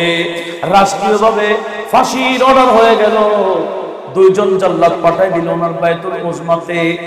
এটা বাগদাদের ঘটনা। যখন ওনার ঘরে এসে এই ফাঁসির কি বলে পরওয়ানা শোনাই দিলেন, উনি দেখতেছেন জল্লাদুল আলী ওনাকে নিয়ে যাইতে আসছেন, এটা ফাঁসির এটা পরোয়ানা শুনে উনি হাসা শুরু করলেন। হাসতে হাসতে হাসতে শরীর এমন ভাবে বাড়াই ফেললেন, যত বড় ঘর তত বড় শরীর করে বড়ে বসে বলছে এবার নিয়ে যাও। যত বড় ঘর শরীরটা তত বড় করে বলে আবার নাও। কি দিবে? দরজা আছে না জানা আছে? যত বড় রুম তত বড় শরীর, কেউ ওনাকে ওঠাইতে পারে না, বাহির করা দূরের কথা। সবাই দৌড়তে দৌড়তে হযরতে জুনায়েদ বাগদাদির কাছে আসছেন। তখন বাগদাদের শহর কুতুব ছিলেন ইমাম হযরতে জুনায়েদ বাগদাদি সাইয়্যিদুত তায়েফা। একটু জোরে বলুন না সুবহানাল্লাহ। বিষয়টা ওনাকে বললেন। জুনায়েদ বাগদাদি বলে যাও, তোমরা যাও, আমি আসতেছি। আসলেন বাইতুল উজমাতে, দেখতেছেন হ্যাঁ যত বড় রুম তত বড় শরীর। দিলেন ডাক, এই মনসুর, তোমার উপর শরীয়তের ফয়সালা, তুমি কি শরীয়তের ফয়সালা মানো না? বলো অবশ্যই মানো। তাহলে স্বাভাবিক হয়ে যাও। এরকম স্বাভাবিক হয়ে যাও বলতে হযরতে মনসুর খাল্লাস স্বাভাবিক হয়ে গেলেন। জোরে বলুন সুবহানাল্লাহ। এটার নাম সাহেবে মারফত। এটার নাম কি? আজকে আমাদের দেশে আগা নাই, মাথা নাই, নামাজ নাই, কালাম নাই, শরীয়ত নাই, সুন্নাহ নাই, নাই নাই কিছু নাই, আছে শুধু ভণ্ডামি আর ভণ্ডামি, আর দাবি করে তারা বড় মারফত। এদের কারণে সুন্নিয়তের বদনাম হচ্ছে। কথা বলুন ঠিক কিনা? এদের ব্যাপারে আমাদের সতর্ক থাকার দরকার আছে না? কোথাও ভণ্ডামি করলে এই ভণ্ডামি করার সুযোগ আমরা দিতে পারবো কেন? আল্লাহ বলেন তানহাউনা আনিল মুনকার, তোমাদের উচিত খারাপ কোন কাজ দেখলে এটাকে বারণ করা, নিষেধ করা, এটা তোমাদের দায়িত্ব। একটু জোরে বলুন না সুবহানাল্লাহ। তা'মুরুনা বিল মারুফ ওয়া তানহাউনা আনিল মুনকার, ভালো কাজে আদেশ, খারাপ কাজ থেকে বারণ করা, এটা আমাদের দায়িত্ব। আল্লাহ আমাদের দায়িত্বগুলো পালন করার তৌফিক দিক, আমিন বলি। তাহলে কি বলছিলাম? গৌস পাক শাহ বাগদাদকে এভাবে এত পাওয়ারফুল করলেন আমার নবী। ওই যে নজর দিয়ে, তিনটা নজর দিয়ে পরিপূর্ণ করে দিয়েছেন। একটু আওয়াজ দিয়ে বলুন না সুবহানাল্লাহ। সেজন্য আমি বলেছিলাম কি, শুরুতেই বলেছিলাম, নবীজি বলেছেন আমার সাথে কারো তুলনা নাই। বড় পীরও বলেছেন আমার সাথে কারো তুলনা নাই। নবীদের মধ্যে আমাদের নবীর সাথে কারো তুলনা নাই, ওলিদের মধ্যে বড় পীরের সাথে কারো তুলনা নাই। নবীদের মধ্যে যেভাবে আমার নবী শ্রেষ্ঠ, আর বড় পীরের মধ্যে, এই পীরের মধ্যে বড় পীরও শ্রেষ্ঠ। এই কথা বড় পীর এখনো গর্বে আমার নবীজি এসে বড় পীরের আব্বাকে বলে দিয়েছে। বড় পীর এখনো মায়ের কি গর্বে, কিন্তু আমার নবীজি বড় পীরের আব্বা হযরতে আবু সালেহ মুসা জঙ্গি দোস্ত রাহমাতুল্লাহ আলাইহি, ওনার শব্দে এসে বলছি, আবু সালেহ ইন্নাল্লাহ ক্বাদ আতাকা ওয়ালাদান সালিহা, আল্লাহ তো তোমাকে একটা নেককার সন্তান দিয়েছেন। সন্তান দেখানো কোথায়? মায়ের গর্ভে। নবীজি বলে সায়াকুন লাহু শানুন আলিয়ুন, তোমার ওই বাচ্চা দুনিয়াতে আসবে, তার অনেক শান হবে, মর্যাদা হবে। কাশানি বাইনাল আম্বিয়া ওয়ার রাসূলি, যেভাবে আমি নবীর মর্যাদা, সমস্ত নবী এবং রাসূলের মধ্যে আমার স্থান, ও তোমার বান্দা, তোমার ছেলে যেটা আসবে, এই সায়াকুন লাহু শানুন আলিয়ুন ফিল আউলিয়া ওয়াল আকতাব, ওলি কুতুব আকতাবের মধ্যে তোমার ওই বাচ্চার শান আমার মতো, আমার সাথে যেভাবে কোন নবীর তুলনা নাই, তোমার ওই বাচ্চার সাথে কোন ওলিরও তুলনা হবে না। তাহলে বুঝেন, আজকে এমন এক বরকতময় অনুষ্ঠানে আমরা এসেছি, একটা নবীদের মধ্যে যার তুলনা নাই, আর একটা হলো ওলিদের মধ্যে যার তুলনা নাই। অতুলনীয় দুই জাত বা বরকতের স্মরণে আমরা আসছি। কত বড় ভাগ্যের বিষয়। আল্লাহ এই অনুষ্ঠানকে কবুল করুন। তো আমি অনুরোধ জানাবো, বড় পীর কত বড় আলেম জানেন? যিনি মাদ্রাসায় পড়াইছেন, যতদিন পড়েছেন, আবার 33 বছর পড়াইছিলেন। কয় বছর? এক এক বছরে 3000 আলেম কোরআন দিতেন। এই আলেম মানে আমাদের মতো আমার আলেম না। এখন তো আমরা আমাদের বড় বড় আলেম মুফতি বলে, কিন্তু বড় পীর যাদেরকে আলেম বানাইতেন 1 বছর কোর্স। কয় বছরে? উনি জগৎ বিখ্যাত মুফতি, মুহাদ্দিস, মুফাসসির হতেন, বিরাট বিরাট ওলিও বানাই দিতেন। জোরে বলুন সুবহানাল্লাহ। প্রতি বছরে 3000 আলেম কোরআন দিতেন। এইভাবে 33 বছরে 99,000 আলেম কোরআন দিয়েছেন। বড় বড় আলেম কোরআন দিয়েছেন বড় বড় পীরের মাদ্রাসা থেকে। জোরে বলুন সুবহানাল্লাহ। ইসলামকে এমনি জিন্দা করেন, এভাবেই জিন্দা করেছেন। কোন একটা জায়গায় একজন আলেম থাকলেই ওই একজনের মাধ্যমে ইসলাম জিন্দা থাকে। আবাদ হওয়ার জন্য কি লাগবে? আলেম হতে হবে। সেজন্য তো বড় পীর যখন 2টা ঘটনা দেখে ফেললেন। একটা হলো মক্তব থেকে আসার সময় দেখতেছেন মুরব্বী একটা নাঙ্গল দিয়ে চাষ করছে। দাদা আমি একটু দেখি বলে নাঙ্গল ধরছে, দেখতেছে গরু ওনার দিকে ফিরে বলছি, আব্দুল কাদের মা খুলিকতা লিহাদা ওয়া মা উমিরতা বিহাদা। আপনাকে তো এই জন্য বানানো হয় নাই, এই কাজ করার জন্য অর্ডার দেওয়া হয় নাই, এই কাজ করছেন কেন আপনি? গরু বলতে শোনাচ্ছি, গরু কি আমাদের সাথে কথা বলে? কিন্তু বড় পীরের সাথে অনেক বন্দা আছে, হ্যাঁ বড় পীরের সাথে গরু কথা বলে। অবস্থা কাহানি বলবে না? যারা বলবে অবাস্তব কাহানি, আমি বলবো বুখারী শরীফ থেকে হাদিস ফেলে দিতে পারবে? এই অবাস্তব কাহানি তো বুখারীতে আছে। কোথায় আছে? বুখারী কয়েকটা বনী ইসরাইলের চ্যাপ্টার একটা আছে, সেখানেও আছে। আবার সিদ্দিক আকবরের মুনাকিবও এই হাদিস কানা আছে বুখারী। একদিন আমার নবীজি সাহাবায়ে কেরামকে বললেন, হে আমার সাহাবা, বনী ইসরাইলের এক বান্দা গরুর পিঠে বোঝা উঠাই দিল। গরুর পিঠে গরু নাকি বলে দিল, মালিক মা খুলিকতু লিল হামালি, এ আমার মালিক আমাকে বোঝায় ওঠাবার জন্য বানানো হয় নাই, বল খুলিকতু লিল হারাসে, আমাকে তো বানানো হয়েছে চাষ করবার জন্য। কে বলছে? সাহাবারা বলছে, আল বাকারা তো তাতাকাল্লাম ইয়া রাসূলুল্লাহ, হুজুর গাবি কি কথা বলে? নবীজি বললেন, আমানতু বিহি আবু বকর ওয়া উমর। গরু যে কথা বলেছে এটার উপর বিশ্বাস আমারও আছে, আমার আবু বকরও আছে, আমার উমরও আছে, অর্থাৎ তোমরাও বিশ্বাস করো। তো বনী ইসরাইলের একজন মালিকের সাথে যদি গরু এভাবে কথা বলতে পারে, তা আমার বড় পীরের সাথে পারে না? এটা এইভাবে অবস্থা হয়ে গেল। তাহলে বোঝা গেল এদের সাথে কোরআন সুন্নাহর সাথে কোনো সম্পর্ক। গরু না, গরু জবে করে গরুর অংশ নিয়ে মরা মানুষকে লাগাই দিল, মরা মানুষের কথা বলছে। এটার নাম দিছে সূরা বাকারা। এটার নাম দিছে কি? এটা সূরা বাকারার সারা নজুল না। কোরআন শরীফের মধ্যে বড় সূরা বাকারা। এটা গাবি মানে আমাদের দেশীয় গাবি না, মাশাআল্লাহ। এই গাবি কেমন গাবি? যে গাবির গোশত নিয়ে মরা মানুষকে লাগাই দিলে মরা জিন্দা হয়ে যায়।